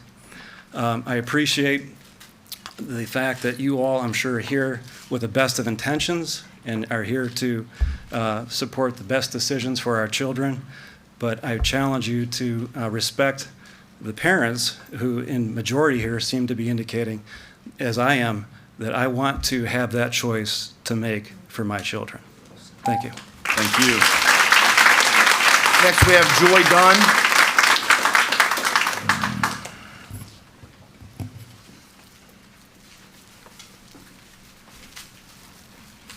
Good evening, Board. I'm Joy Dunn from the Redbud District. I'm not only here on behalf of myself, but also on my husband's Supervisor Blaine Dunn. He could not be here because he's in another meeting. I would just like to say that for over 20 years, I had the privilege of being a teacher, and some of that time was spent here in Frederick County. I absolutely loved teaching here. I loved teaching no matter where I was. And to me, the biggest thing is that I loved being with my students. I thought it was very important to communicate with them and to also be with them. But not only my students, but the parents as well. I always actively had my parents involved in everything that I was doing with my students. And I think that is very important. And tonight we're here to be able to discuss as far as wearing masks. Now, this whole past year, I did not like wearing masks, but when I had to be able to go to either like Costco or the dentist, you had to go wear a mask. So going and purchasing them, I had noticed that it states right on the box here, not for medical use, intended for single use only. So that means putting it on, and if you're going to have lunch or touch it, you take it off, you have to get a new one. Discard after every use. This general use mask cannot eliminate the risk of contracting an infectious disease. So why are we having masks? And by the way, all these masks are made in China. So you say, well, I don't want my child to wear a mask, but we're still doing face coverings, so maybe I'll get them to wear one of these face gaiters on. Well, what does it say right on the back? This is not a medical surgical mask and should not be used for this. It should not have any exposure to bodily fluids. And so you're breathing in and out. You've got your tongue in and out. And where are these also made? In China. So I could not find any masks that were made in the USA. And so if you're asking children to be able to wear masks, yes, that probably would maybe have to be an N95. Where are you going to find those? Who's going to pay for those? And so my whole conclusion is that I think mandating masks or mandating anything is wrong. I think it is important to be able to listen to students, but not only that, you need to be able to listen to the parents. Thank you. Thank you. Next, we have Kelly Bartles. Hi, I'm Kelly Bartles, and I'm a sub for Bass Hoover, but I also have a 9-year-old son who'll be going into the 4th grade this year, okay? And from the beginning of this, I think I have seen a level of fear fall over this nation that has been astounding. So the fear, I think, just crippled us and put us into chaos and confusion. And we went to look for the government for answers to that and the CDC. But when we constantly get constant contradiction, that tells me they can't be trusted. Okay? So, I mean, that's just a fact, Jack, right there. But, and it, you know, it bothers me really because I live in the United States of America. I never thought I would even have to worry about half the conversations I've had in the past year with multiple people. I mean, I'm like, are we in United States of America anymore? Are we in a free country? I mean, I love this country. This country was founded on God and the founding fathers that wrote the Constitution of America. And I love living here. And I have no trouble with people coming to live here to have a better life, because I've never been that desperate, because I've lived in a good place like this. And I just think it's sad that we've all had to go all through this. And I understand all the emotions that I have seen tonight from every side, from liberal sides, from conservative sides, to just me being a parent. I understand all those emotions because I have felt them all. And the lady up here earlier said her blood pressure went up when she put the mask on. I thought, I don't even need the mask for my blood pressure to go up. I mean, I'm feeling it, I'm telling you. And I know you all do too, because you all have a hard job. And I sub at Frederick County Schools. I know what great teachers there are there. I have worked for those people when they've been sick or they're on vacation, and I love all those kids. But it really is up to us to make the choice for our children, because it is. It's the right thing to do. And I think we need to base our decisions not on fear.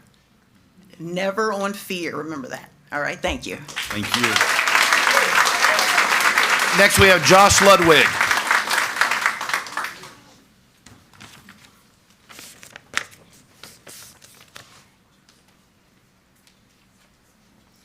Hello, Board. Josh Ludwig, Shawnee District. I'm going to talk to you about a couple of different points. One of them is I'm an engineer. I understand data. I've looked at this, as all of us probably have. We've become a little more technical than we ever were before worrying about this virus and reading about it. And I can tell you that masks do not work, and they definitely don't work for our children.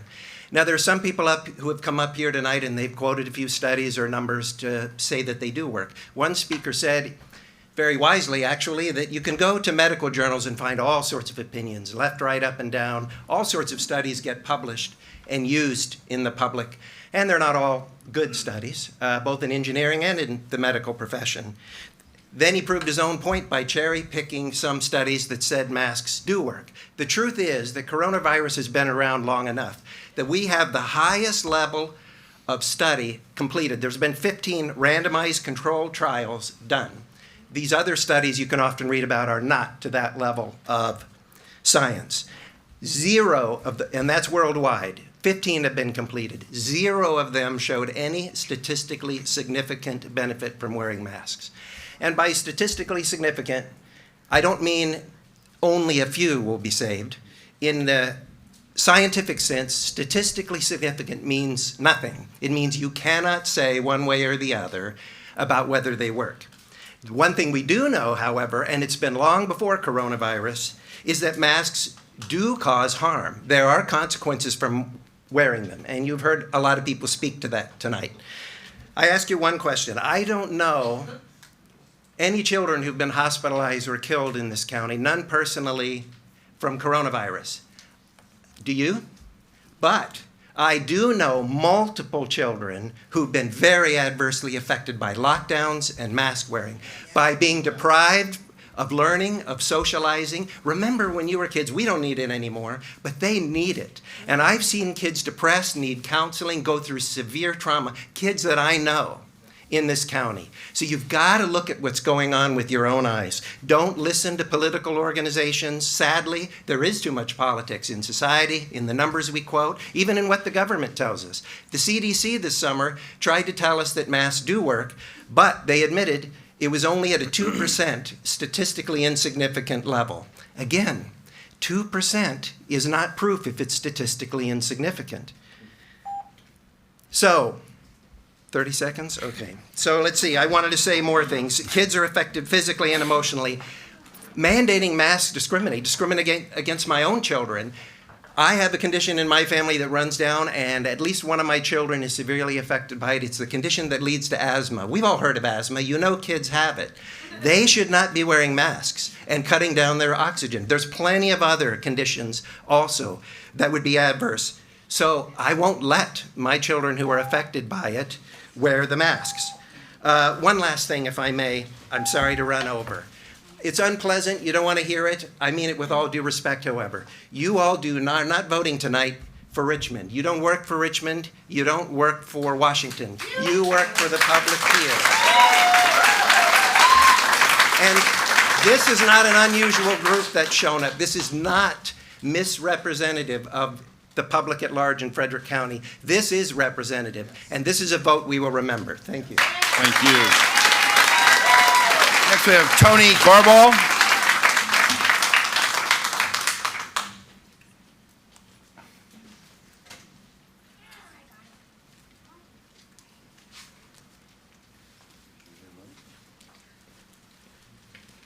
Hello, my name is Tony Overball, and I just wanted to come here and speak with you guys tonight a little bit about I'm against any masking for our children in the school. And one of the things that I noticed that some of you are wearing masks and some of you are not. So you have the choice to do that. But what I would ask you to do is when you think about your vote, is be brave and think about what I mean by that is, when you vote, you know the media is going to come down on you if you say no masks. You know the newspaper is going to criticize you. You know Fairfax has already done it, Loudoun's done it. It's easy just to go with the flow. But, excuse me, I would suggest being brave enough to represent these people out here who are asking you not to impose a mandate on our kids. You have to excuse my throat's a little dry, I couldn't get no water. But I do want to invite my daughter up.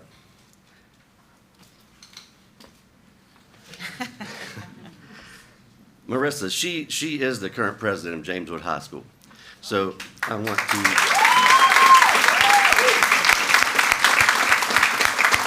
I didn't coach her, we never talked about this, but I just want to know what your thoughts are.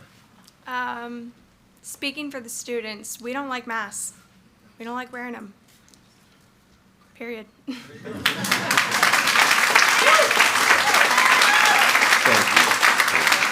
But again, I want you to stop and think about this. So let's say you did vote for the masks in the school, right? You're all professionals, but just like me, I'm a CEO of a local company. So if I come by your office, are you going to have a mask on for 8 hours a day? Maybe some do, maybe some don't. It's one thing to wear them here on camera or to not wear them on camera for whatever statement or purpose that may bring. As you can see, the public doesn't wear them. The kids don't wear them when they go to the playground. My son doesn't wear them when he plays football. There's so many other places that these kids go. I have them, they're at our home all the time.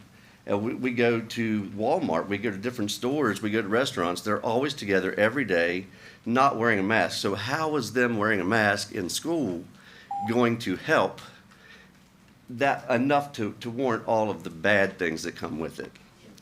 So I would suggest, or not suggest, but ask you to really think about it. Is it a political decision? Is it a personal decision? Do you have your own convictions that you believe that masks work and you want everybody to do it? But think about what the power you wield. I know when I make decisions in my company, it affects a lot of people. So think about the decisions you're making. It's going to affect a lot of people and a lot of people that don't want it. Thank you. Thank you. Next we have Susan Schick.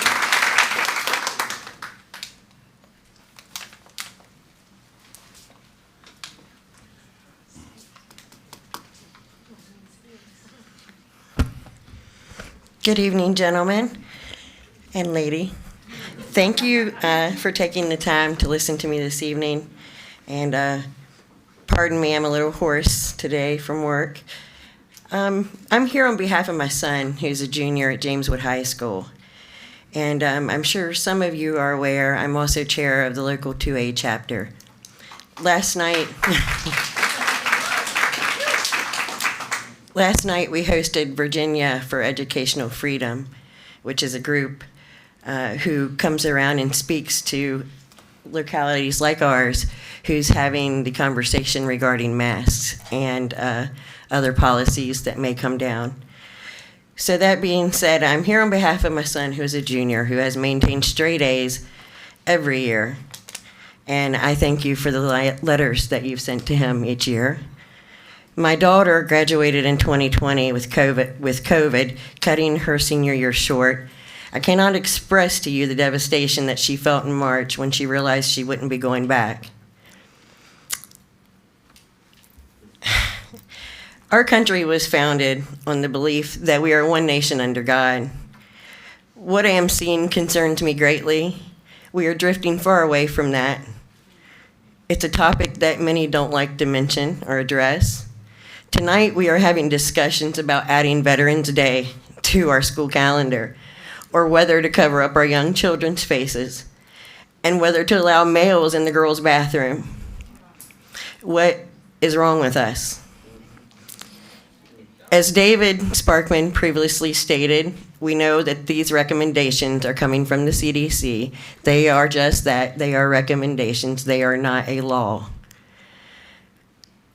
I'll also address the issue that was brought up, the polio vaccines.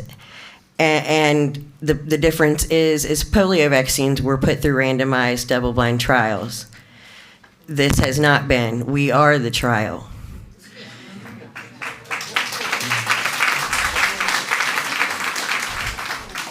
We have been blessed by our young children not being affected by this virus, and we are totally disregarding the greatest blessing we have been given.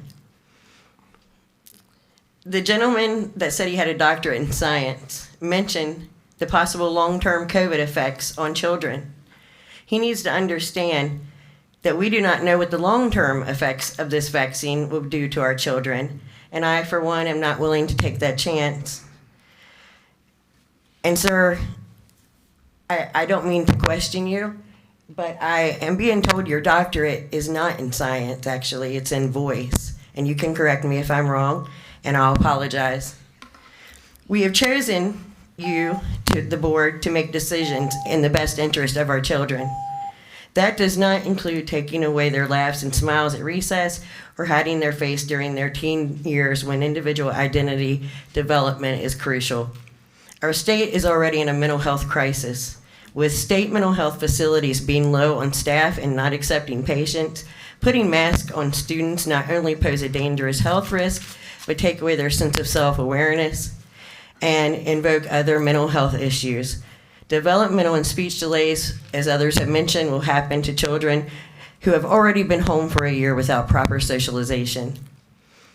I assure you that every single decision I make from the time my feet hit the floor in the morning is about what's best for my children. And I work hard every day to make sure I do right by them. And I cannot stand to send my son to school this year with a mask on his face. So I ask you, if my straight-A son comes to school at James Wood on the 23rd with no mask, are you going to send him home? He's never been in trouble, ever, for a thing. I believe we have a constitution for a reason, and it's to protect our individual rights and freedoms. When you take away the freedom of choice, you are indeed violating my constitutional rights and everyone's in this room, even Mr. Nuries. Thank you. Thank you. Next, we have Dave Stagmeyer.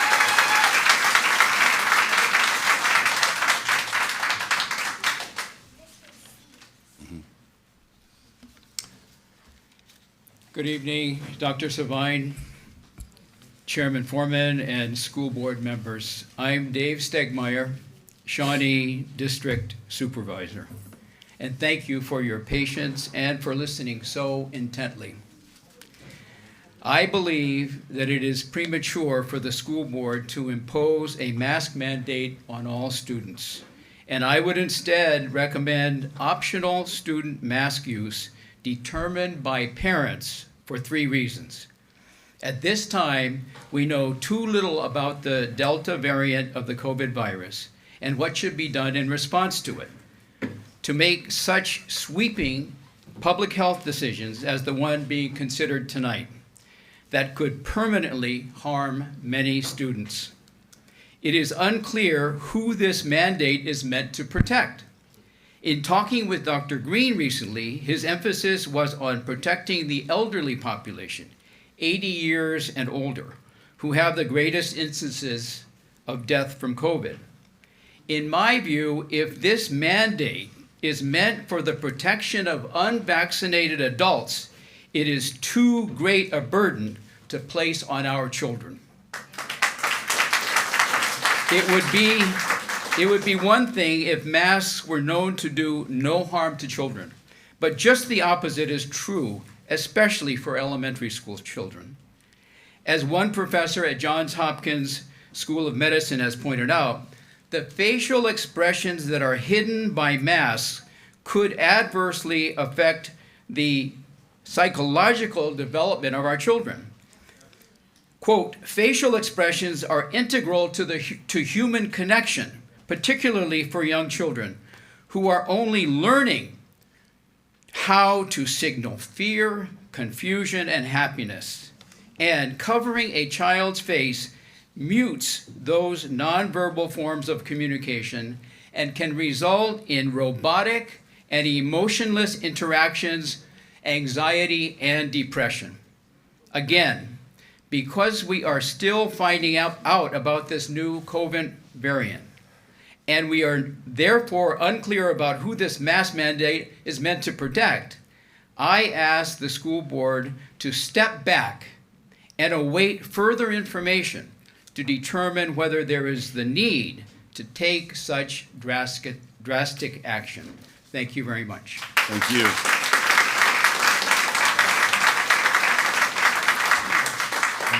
That was the last name on the sign-up sheet. Is there anyone that wanted to speak tonight that did not have a chance to sign up? Seeing none, that will conclude our citizen comments. We want to thank everyone for being out here tonight, whichever side of the issue you're on. Thank you for being here. Thank you for showing respect to the other speakers. This is what makes our community so special, is the passion that you show. So thank you for being here this evening. With that, we'll move on. We have already approved the minutes from earlier.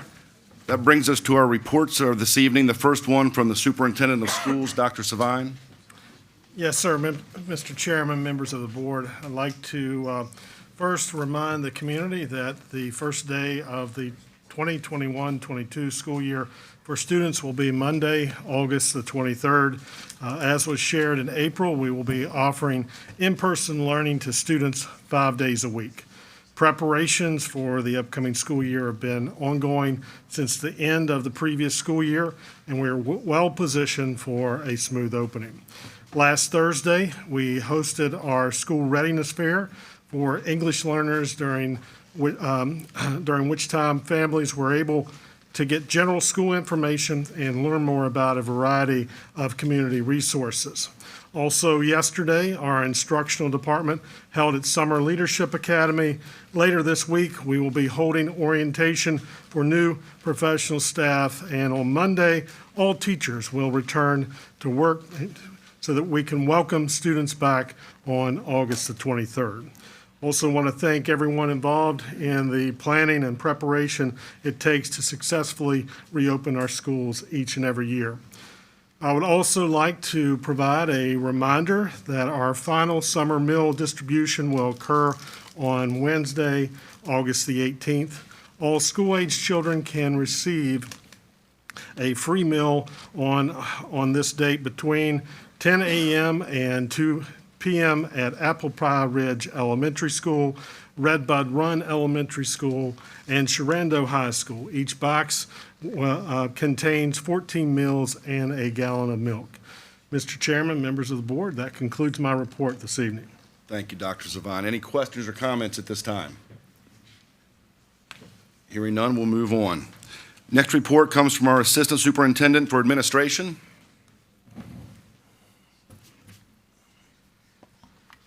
Good evening, Mr. Chairman, members of the board, and Dr. Savine.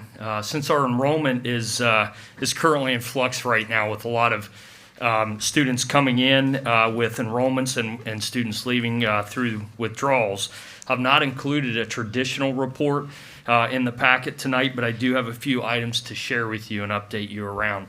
Currently, our enrollment is at 14,067 students, an increase of 385 students since I reported to you last on July 20th. Since the last day of school and as of this past Friday, we've had 281 students withdraw from our district. Those are students moving out of the district, changing to a private school, or choosing homeschool as an option. During this same period, we've had 1,023 students enroll in the district and are currently either enrolled or in the enrollment process. This represents a net increase of about 742 students since the last day of school. When checking with our registrar, she reported that this is the highest number of enrollments at this point during the summer in her 5-year tenure in the role in the district. Many students are returning to us from homeschool and or private schools. And just a few things to mention to you. We do have some students some schools that are over capacity right now. All 3 of our high schools are still over capacity. James Wood is at 107% enrollment. Millbrook is at 111% enrollment, and Sharando is at 113% enrollment.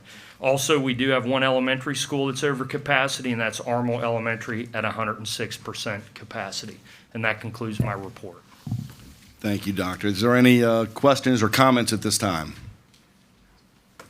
All right, thank you very much. Thank you. That brings us to our report from the Assistant Superintendent for Instruction. All right, thank you, Doctor. Moving on, that'll bring us to the report from our Executive Director of Human Resources.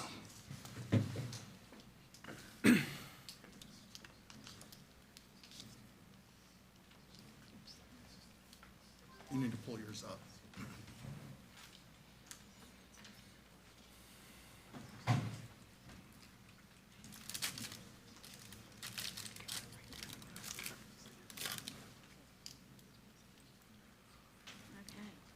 Well, that went smoothly.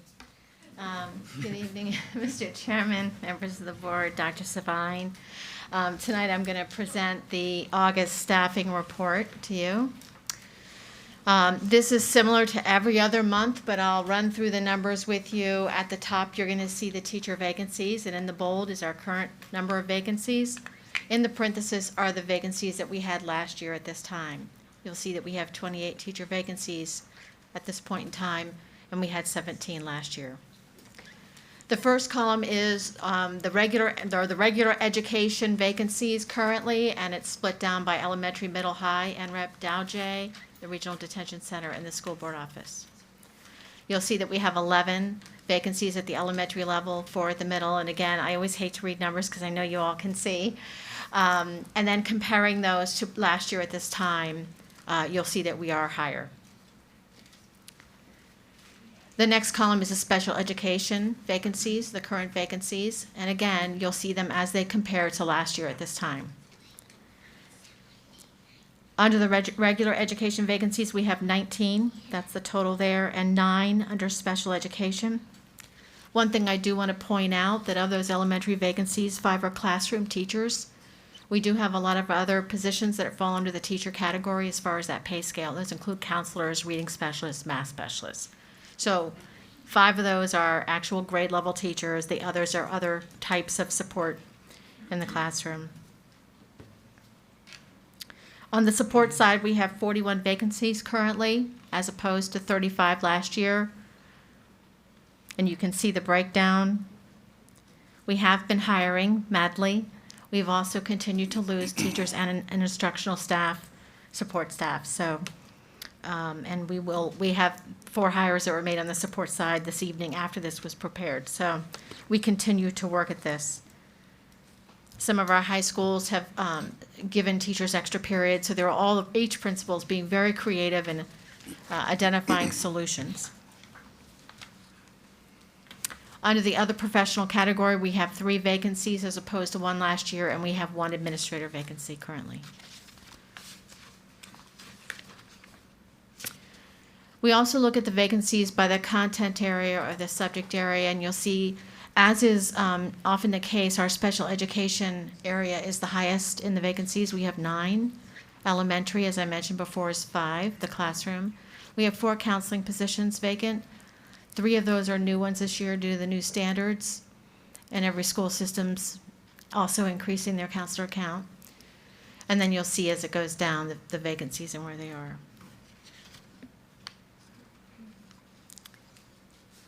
This year, we have filled 201 teacher vacancies. 105 of those are new hires. Typically, in a year, we have about 127.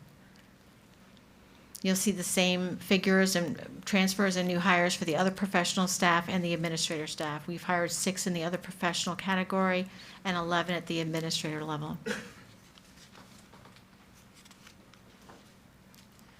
And then we always look at the reasons for teacher resignations. Again, these come from their resignation letters.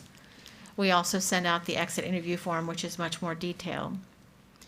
As has always been the case and continues to be the case, the leading reason for leaving that they cite in their resignation letters is to leave for Loudoun County Public Schools. And this is the exact same number that we had last year at this time. We have 20 retirees, and we had 18 last year at this time. Family personal reasons is up this year to 19 from 15. Teaching in another area of Virginia is actually down a little bit. It's 16 from 21. But what's notable is those accepting non-teaching positions leaving the profession are 15 this year as opposed to 7 last year. Relocation continues also to be strong, and there's 11 as opposed to 7 last time. The other remaining ones are not significantly different from prior years. That does conclude my report, but I'm open for questions. Thank you. Any questions or comments at this time? All right, thank you very much. That concludes our reports for this evening, which brings us to unfinished business. The only item under unfinished business is amendments to our 2021 schedule of school board meetings. This meeting was originally scheduled for a week from today, August 17. We are covering all the information that we would have covered in that agenda. So at this time, I'm open to a motion to cancel the August 17th school board meeting. So moved. We have a motion by Mr. Hester. Do we have a second? Second. Second by Mrs. Washington. Any discussion? All in favor? Aye. All opposed? Motion passes. Only other item on the calendar for this year is our fall retreat was originally scheduled for October 29th. There were some scheduling conflicts, so we've thought about moving it 1 week ahead to that Friday, November 5th. That way, that also gives the opportunity for newly elected officials. I know we have several candidates for school board and board of supervisors in our audience tonight. That would give the newly elected members a chance to sit in on our fall retreat should they choose. So I'd entertain a motion to move our fall retreat from October 29th to November 5th of this year. So moved. We have a motion by Mr. Hester. Do we have a second? Second. Second by Mr. Wright. Any discussion on this? All in favor? Aye. All opposed? Motion passes. All right. That brings us to new business. First is what most of us are in this crowd for here this evening. The 2021-22 COVID-19 mitigation plan, the recommendation on face coverings. Dr. Savine? Yes, sir. Mr. Chairman, members of the board, I want to provide some information on our plans to mitigate the spread of COVID-19 during the upcoming school year. The information, these 5 slides that I'll share with you, are directly pulled from the white paper that board members received midday on Friday, which also includes several links with detailed information. Last month, we recognized that the Virginia Department of Health and the Virginia Department of Education released interim guidance for COVID-19 prevention in public schools, and this was a joint press conference. This guidance, as well as the guidance from the American Academy of Pediatrics, the CDC, and the Lord Fairfax Health District, has been utilized by our Health and Safety Committee in considering revisions to our health and safety plan and a recommendation regarding the use of face coverings as we begin the 2021-22 school year. I'd like to take just a moment to thank Mr. Bach, our Assistant Superintendent for Administration, for his leadership as he's led that committee, and I want to thank the other members of the committee for their ongoing work to help keep our school community healthy and safe. Also, just reference the Virginia Department of Health and Video E link. As you clicked on that and reviewed, I'm sure you noticed embedded in that document was the Senate Bill 1303, which is now law as of July 1, which provides direction to Virginia school boards. The guidance from the Virginia Department of Health and the Virginia Department of Education jointly calls for a layered approach utilizing multiple prevention strategies to help prevent the spread of COVID-19. This has been an approach throughout the pandemic, and the proven mitigation strategies that we have utilized successfully over the past year and a half will remain ultimately in place for the upcoming school year. Examples noted on this slide, as you can see, continuing to inform staff and students to remain home when experiencing any of the COVID-19 symptoms. Also encouraging consistent and appropriate hygiene in terms of frequent hand washing and hand sanitizing. The routine cleaning of facilities and buses will continue, similar to what we did last year. Physical distancing where possible. This will be a challenge due to the space limitations in our buildings and on the buses, particularly due to the fact that we will be welcoming back all students for in-person learning 5 days a week. And we're scheduled to have nearly 100% of our students back this coming fall. Also, last year, we made adjustments. We increased air ventilation and the introduction of fresh air through the HVAC systems. We will continue that practice as a mitigation strategy for this year as well.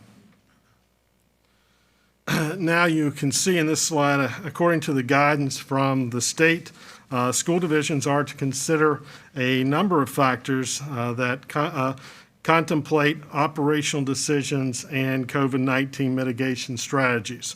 The level of COVID-19 transmission within the community, vaccination rates, and the level of impact on the schools are among the factors to be considered. And we recognize that our number one goal is to have all of our students back and to have a reasonable level of confidence that we can keep them in person safely and in a healthy manner. On this slide, you can see our transmission rates. This was actually in your packet.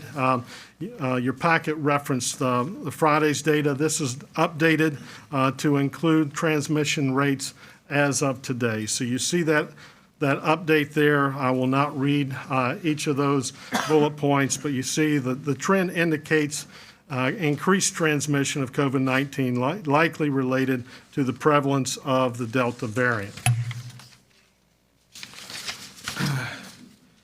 And on this slide, here's the information regarding the vaccination rates in Frederick County.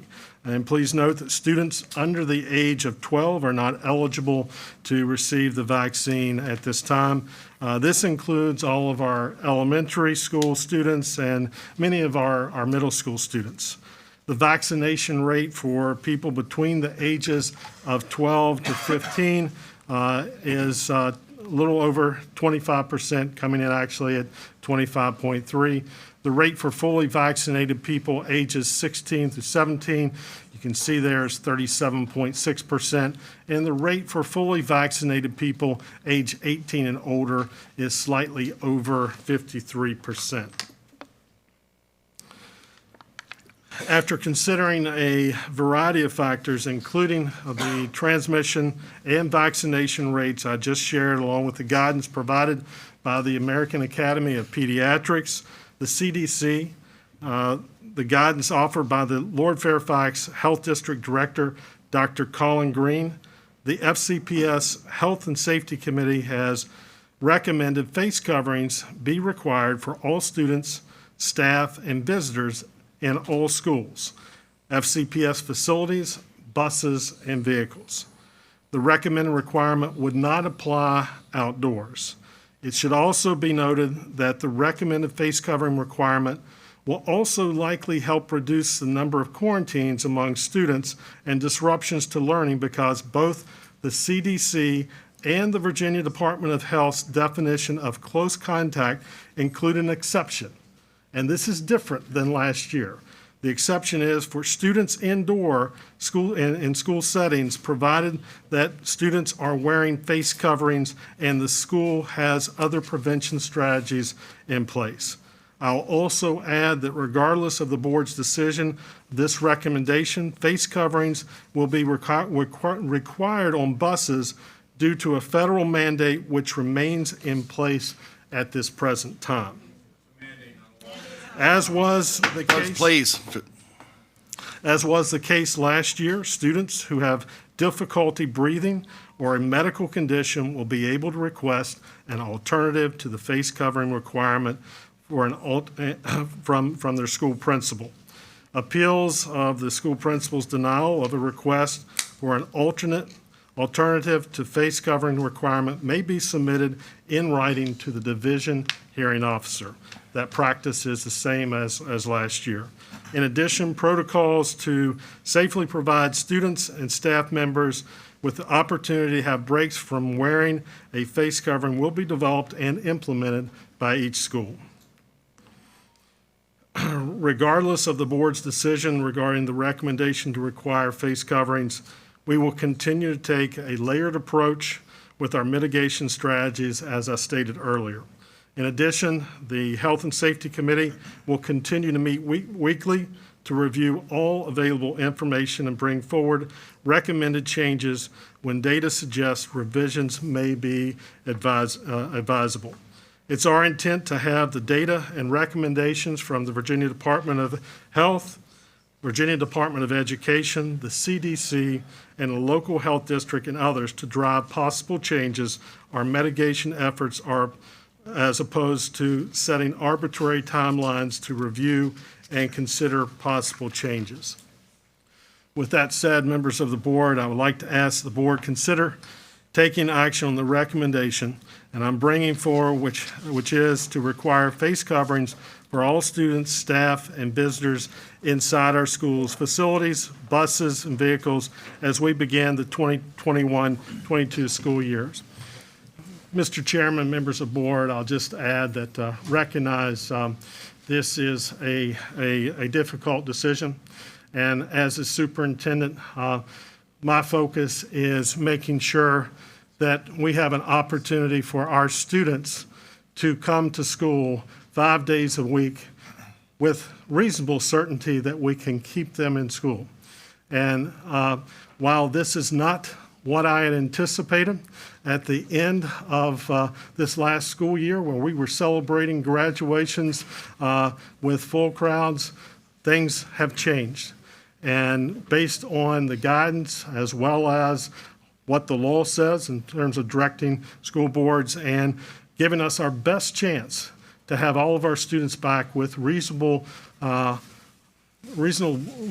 level of an opportunity of keeping them in school, I believe the recommendation of universal masking is our best option. That is my recommendation as superintendent. But please, we're almost at the end here. Please, bear with us to a little bit more respect. The only other option here is clearing the room and doing this, and nobody wants that. Thank you. All right, we have a recommendation from the Student Safety Committee and from the superintendent. How would the board like to proceed? Mr. Chairman, I would move to require all students, staff, visitors to wear face coverings inside all Frederick County Public Schools, facilities, buses, vehicles, effective Wednesday, August the 11th, 2021. And to have the superintendent continue to review data related to COVID-19 within Frederick County and reevaluate the need for the mitigation strategies, including the face covering requirements, when the data suggests revisions may be advisable. We have a motion by Mr. Wright. Do we have a second? Second. Second by Mr. Lake. At this point, we'll open this up for discussion. May I? Mrs. Washington. Mr. Chairman, first of all, everyone, thank you for coming out this evening. There's no one on this board, or probably around the free world, that wants to wear a mask. For whatever reason, I felt the need to make that announcement because this decision did not come lightly nor easily. I've had numerous and received numerous emails and phone calls and text messages on both sides of this vote, and each has given their reasons and proof as to why we need to wear a mask or why we do not need to wear one. Personally, I do not believe that wearing masks prevent the person from wearing it from getting COVID-19. However, I do see that it limits the spread of the virus, and I think that it can be seen from the lack of flu from this past year. Our job on the school board is to provide the best environment for all of our students. In the press conference last week, the governor stated that the law not only requires in-person learning options at all public school districts this fall, but also requires school systems to follow any currently applicable mitigation strategies to reduce the transmission of COVID-19 that has been provided by the CDC. The law that the governor was referring to was Senate Bill 1303, which was passed with bipartisan votes, including votes from our own Frederick County representatives. That Senate bill states that school boards' in-person instruction requires each school board to offer in-person instruction to each student enrolled in the local school division in a public elementary and secondary school for at least the minimum number of required instructional hours, and to each student enrolled in the local school division in a public school-based early childhood care and education program for the entirety of the instructional time provided pursuant to such program. The bill contains certain exceptions to the above-mentioned requirement. The bill requires each school board to provide such in-person instruction in a manner in which it adheres to the maximum extent practicable to any currently applicable mitigation strategies for early childhood care and education programs in elementary and secondary schools to reduce the transmission of COVID-19 that have been provided by the Federal Centers for Disease Control and Prevention. The bill requires the Department of Education to establish benchmarks for successful virtual learning and guidelines for providing interventions to students who fail to meet such benchmarks and for transitioning such students back to in-person instruction. The bill also requires all teachers and school staff to be offered access to receive an approved COVID-19 vaccination through their relevant local health district. This bill has an expiration date of August 1st, 2022. The CDC currently recommends universal indoor masking for all teachers, staff, students, and visitors K through 12 schools, regardless of vaccination status. I know that it says recommends, but it's also recommended that people wash their hands in the restroom or keep their children home when they're sick. And I applaud the lady, I think she left already, that said that she keeps her kids home, because that is not for everybody does not do that. I do not want to get into wordplay, but recommendations are made for the greater concern. I'm not a medical professional nor an expert, and I don't claim to be. So while I do not like the recommendation, I'm not going to say that I know better than the CDC in regards to this new update. I will, however, I'd ask that you guys would just listen and hear me out like I listened to you, please. Thank you. I will, however, say that I see this situation as temporary and expect for our schools to be flexible in regards to the mitigation of the virus and the status of what is happening directly in our location of Frederick County and Winchester. Currently, our medical professionals are saying that we should follow the guidelines of the CDC. The concern of the school board is to educate and to maintain a safe environment. The current health crisis is not making either of these issues easy to make decisions for. It is my understanding that if school systems agree to the masking, then we are allowed to change the quarantining process. Schools will still conduct contact tracing, but only the affected student or educator is to quarantine, thus allowing the classroom to operate with less interruptions and more in-class learning. I fully recognize the concerns of those who would prefer not to wear a mask. I'm one of them. I believe that with mask breaks and other mitigations, that it's a small price to pay in order to keep our kids in school in person 5 days a week. For those who have direct medical concerns, I urge you to work with your school's administration and find ways to mitigate the mask. Maybe it's wearing a face shield, or maybe the class can be conducted outdoors more frequently. There are different things that can happen. The school board has to look at this as a whole and not by a case-by-case scenario. Regarding this issue, I've had 13 conversations through either phone, text, or in person, and received 66 emails. out of which 35 were for optional masking and 44 were for universal. For those numbers, as many of you guys have said, I should follow what my district is asking. Inside of that, my district has asked for the numbers right before I got here. My district, 6 people were for optional masking and 18 were for universal. I added in, not duplicating, the numbers that came in this evening, and that was 3 people who spoke in my district in favor of opposition, so I'm adding that to it, as well as Mr. Dunn emailed me as I was driving here in opposition. But that still does not, that takes us to 10 versus 18. So my district, and listening to what my district has spoken and what they have sent to me, and I encourage you guys, as you guys have, to continue to send emails and have questions and have the concerns that come out to our email, to our school board members or to any other local elected entity. I can go off of what my district is asking, and that is what I'm doing. And so, again, while this is not necessarily the direction that I want to go, and I do expect this to be something that is going to be flexible. If this is the way that we can start our year with 5 days a week, then our kids deserve that as well. And that's my opinion. Thank you, Mrs. Washington. Any other comments? Mr. Chairman, I have a few questions, and I'll reserve my comments for later, if that's okay, for Dr. Savine. First question related to the virtual option that was presented to parents and students earlier with Virtual Virginia. It's my understanding that that deadline has passed. What options might be available either way for parents who, based upon the decision that's made tonight, to enroll their children in a virtual education opportunity this fall? Thank you, Mr. Monk. As a reference, Senate Bill 1303, which is now law, the priority was on in-person 5 days a week. We did provide option at the end of last year in the spring for families, students that wanted to opt a virtual option as a division. We had a third party that will provide that services, not by Frederick County teachers, but by Virtual Virginia. I believe we have slightly under 75 that provided that option. So in-person is the option, and nearly 100% of our families have opted for this upcoming school year.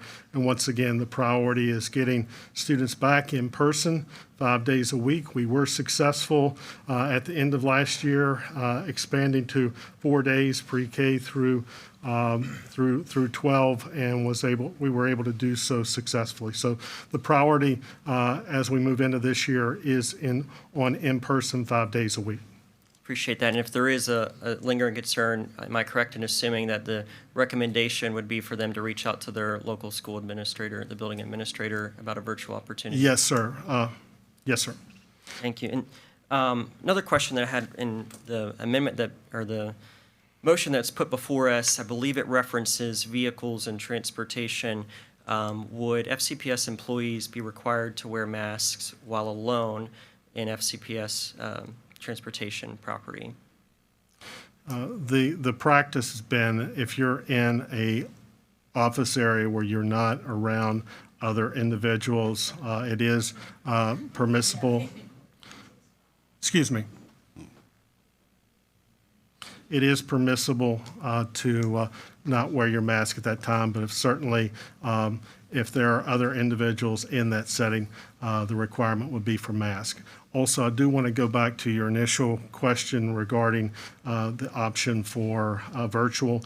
That time period has passed. That was given last year. Now the option is in person. Now, certainly, if there are medical circumstances, I would recommend they work through their school administrator. However, Virtual Virginia, I believe as of mid-July, they are full, and our instructional team is working with them to try to seize some additional slots, along with probably 131 other school divisions. So I do not want to present that as a guarantee, and the emphasis is clearly on providing in-person learning.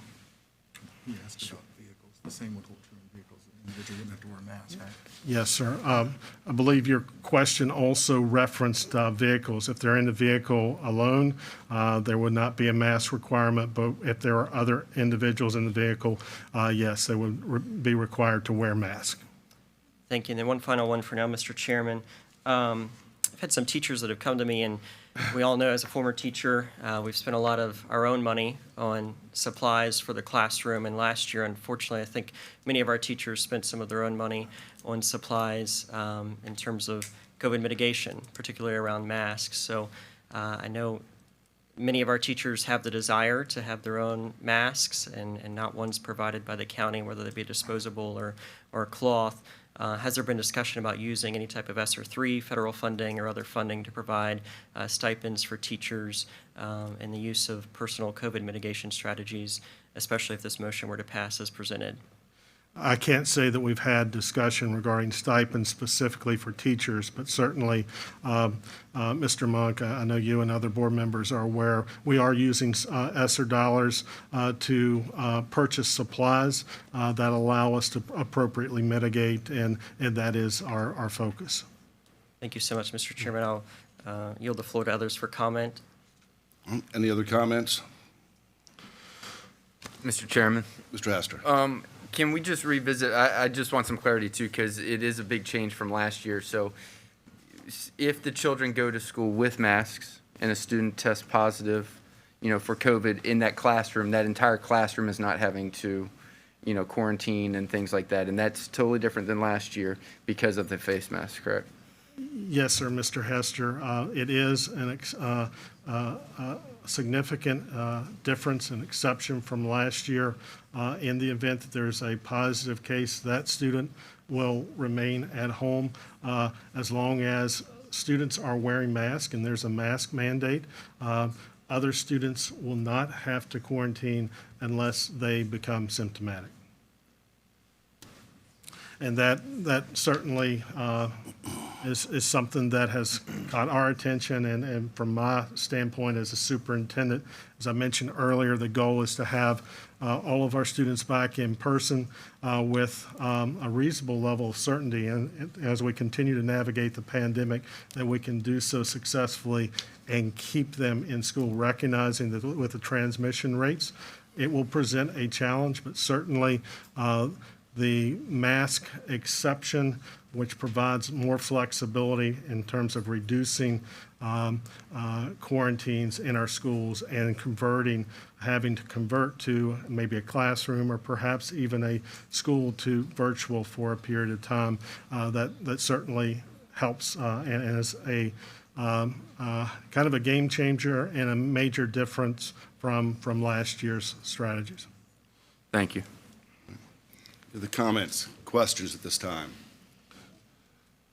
I'll just weigh in briefly here. I know we've heard a lot this evening from constituents as well as board members. I'd like to take a moment to weigh in with my thoughts. There's a lot of divisiveness, obviously, around tonight's topic of masks. Perhaps I'll be able to bring us all together in your dislike for me, as I'm about to probably upset folks on both sides of the aisle here. Let me start by saying that we've heard you for months. We've heard you. We've received your emails. We've looked at all the data and the science that you've given us. The correspondence I've received has been split just about down the middle the whole time. We've also done our own homework. There are truths and misconceptions out there on both sides of this. I don't think there's a clear-cut, all right or all wrong answer here. But at the end of the day, I do believe in choice. I believe the masks should be optional and not mandated. Now, why would you? I told you I'm going to upset you here in a minute. Let me continue. I want to see our schools open for all students, and I understand the reality of quarantining and school closures. Under Virginia law, schools are required to follow CDC guidelines to the maximum extent practicable, which includes universal masking in schools. Otherwise, we are open to litigation, and insurance is not likely to cover the school board in such a suit. The money to cover these lawsuits could ultimately come from taxpayer dollars. Now, I don't want to see this happen, but I just want folks to understand this passes, that's the reality of the situation. Litigation could be passed down to the taxpayers, and that's just I don't want it to happen, but it's just an option, and I just wanted folks to be aware of that. So with that being said, I am still for choice, but I just want folks to understand there can be consequences to actions. So appreciate that. Anyone else before we go to vote? Mr. Comstock.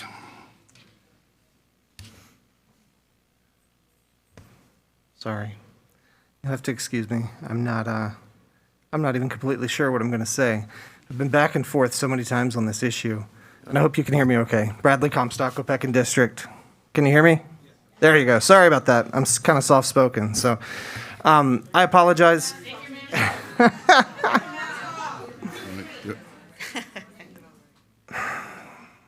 I appreciate you guys being here. It shows how much you care about this community. It shows how much you care about your kids. I'm going to ask you to please let me speak. I appreciate you being here. I appreciate your right to speak, but I'm going to ask you to give me a minute here.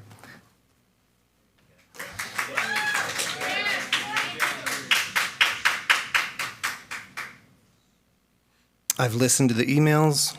I've had lots of phone calls. I've listened to everyone here, and I'm trying to take in what everybody's saying and be respectful of everyone's opinions. And I do think it's important that the constituents' voices be heard in this. It's your children we're educating. You've entrusted us and the school division to take care of your children, and I appreciate that, and we want to do right by them. No matter your beliefs or my beliefs, the priority of this board, I want you to know the priority of this entire board and our administration is keeping all of our students safe and creating an environment where they can learn safely and effectively. Having our students back in person 5 days is a huge win. I'm so glad that they're going back. I made the choice to keep my daughter virtual last year. That was my choice. She had a great year. She's ready to be back. She needs to be back. And I'm glad that she's going to have that opportunity this year. And I really don't even know what I'm going to say here, but I keep going back and forth. I don't know how I'm going to vote until the vote happens, to be completely honest. Personally, on a personal level, I agree that masks, they should be an individual's choice. They shouldn't be mandated. But I keep coming back to this, and I just want to bring this up to you without a roar from the audience, please. As much as it is your right and your choice to make that decision for your child, if you make that choice for your child and let them go to school unmasked, are you impacting the right of another child who... Please. All of our students, we're not even talking about bathrooms. We're talking about masks. Please, at this point, Mr. Comstock has the floor. Our children under 12 haven't had the opportunity to be vaccinated yet. And so that's what I keep coming back to. But then on the flip side, like I said, I'm talking this out in front of you. On the flip side of that, they're going to be eating lunch in closer than 6 feet with masks off. So they're already going to be exposed. So I don't know the right thing here. I honestly don't know. Somebody referenced something about making decisions out of fear, and I want you to know that I'm not making a decision out of fear, but whatever decision I make, it's going to be out of compassion. I'm compassionate for our students. I want to see our students learn, and I want to see them taken care of, and I appreciate all of your compassion in being here. And please know that for each of us, this is a decision that we're struggling with, and there's no decision that's going to please everybody. So I apologize in advance for anyone I upset by the way that I do vote tonight, and I hope that you'll understand where we're coming from. We're all human. We're doing the best we can here, and we're just trying to take care of our kids and take care of your kids and take care of this community. So thanks for being here. Any other comments? Mr. Chairman. Mr. Hester. I had a question before, but I hadn't really made comments. I'd like to back up a few things that Mr. Comstock said. There's not a member up here sitting here that hasn't, lost sleep, sat there and read every single email, every single, message that we've come across. It's a difficult choice, and it's hard for me personally because I was born and raised here like a lot of others. Now I've got friends in the audience. I hope we're still friends after this. But I hear both sides, guys. I mean, it's hard. And it's hard for us I see all the signs, guys. I really do. You know, but the thing is we all want the best for the 14,000 kids that are in our school system, okay? And I don't know how I'm going to vote here in a second. I mean, it's a hard decision. It really, really is. But like Mr. Comstock said, going back 5 days a week is a huge thing. This school system was one of the few school systems that opened up last year with a hybrid plan. And, you know, we had our, you know, ups and downs and bumps throughout the way, but we were looked at from across the state on how we handled our opening and our COVID mitigation within the school systems. And compared to other school systems, we did not have as many problems as others did.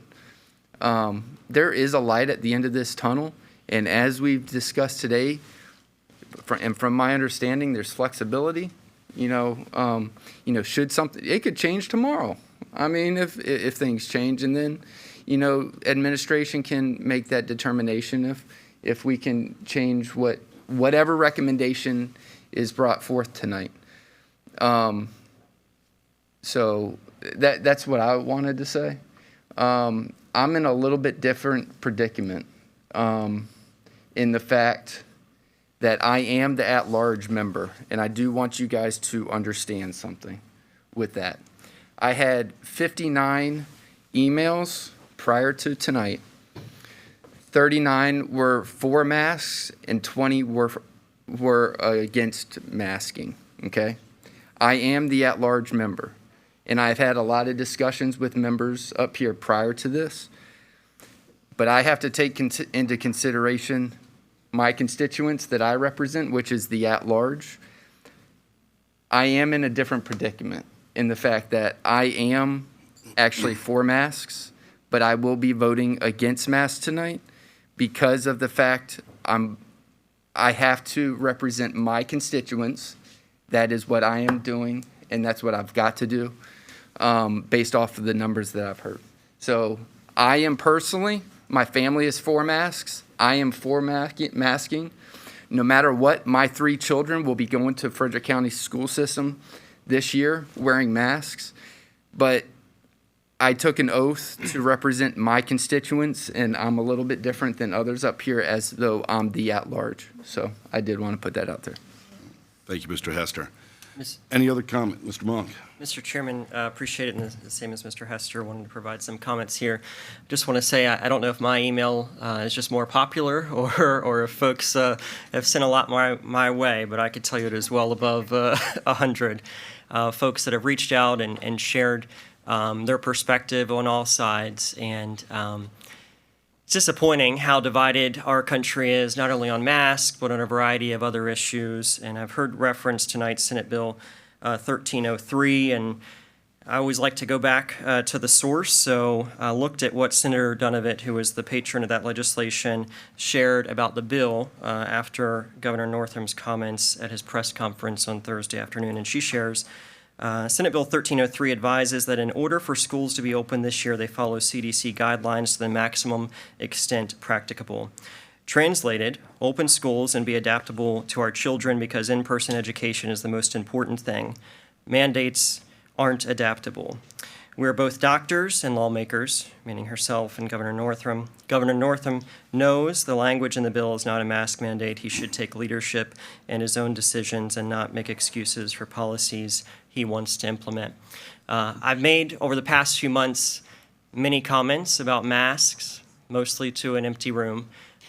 So I'll be very brief tonight and share that I believe it is the choice of parents and guardians to decide whether they want to send their students to school in masks, and not an anti-masker, an anti-vaxxer, but do believe that our parents should have that choice and hope that you'll join me in supporting them.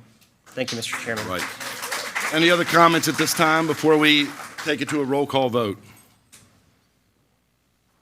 Hearing none, Mr. Edwards, roll call vote, please. Mr. Comstock?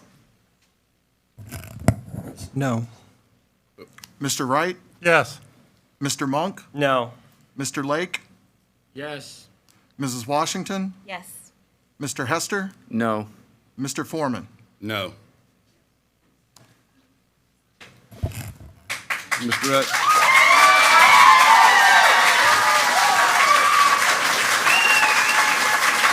Okay. Mr. Edwards, please. So that motion, The motion was defeated.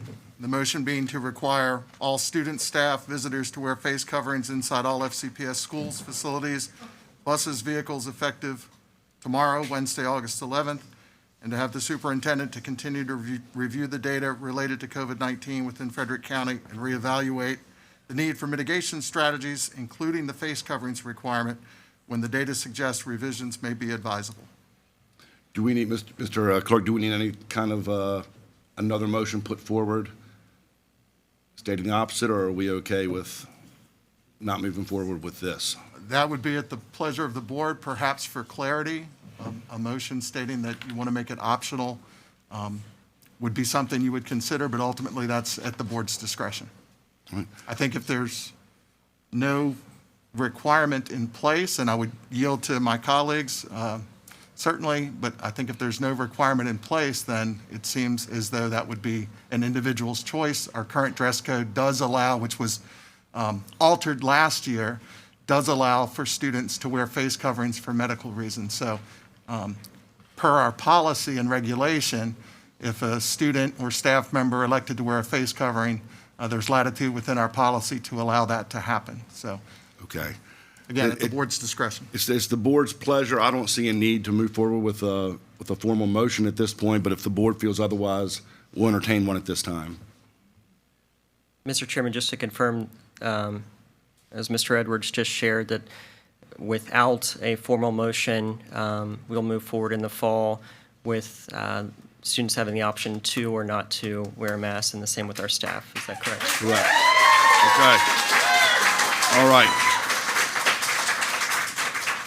Any other business for this evening? Mr. Chairman, Yes. would it be appropriate to make a motion, just talking here, encouraging those unvaccinated to wear a mask, but recognizing that it is each individual's choice whether or not they do? I don't think that would constitute a motion. I understand where you're coming from, but I don't think a motion would carry any weight there. Thank you.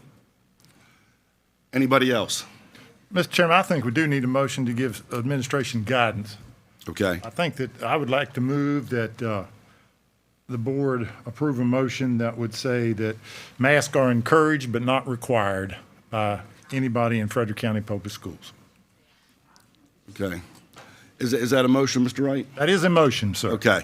Mr. Wright has a motion on the table that masks are Encouraged but not required.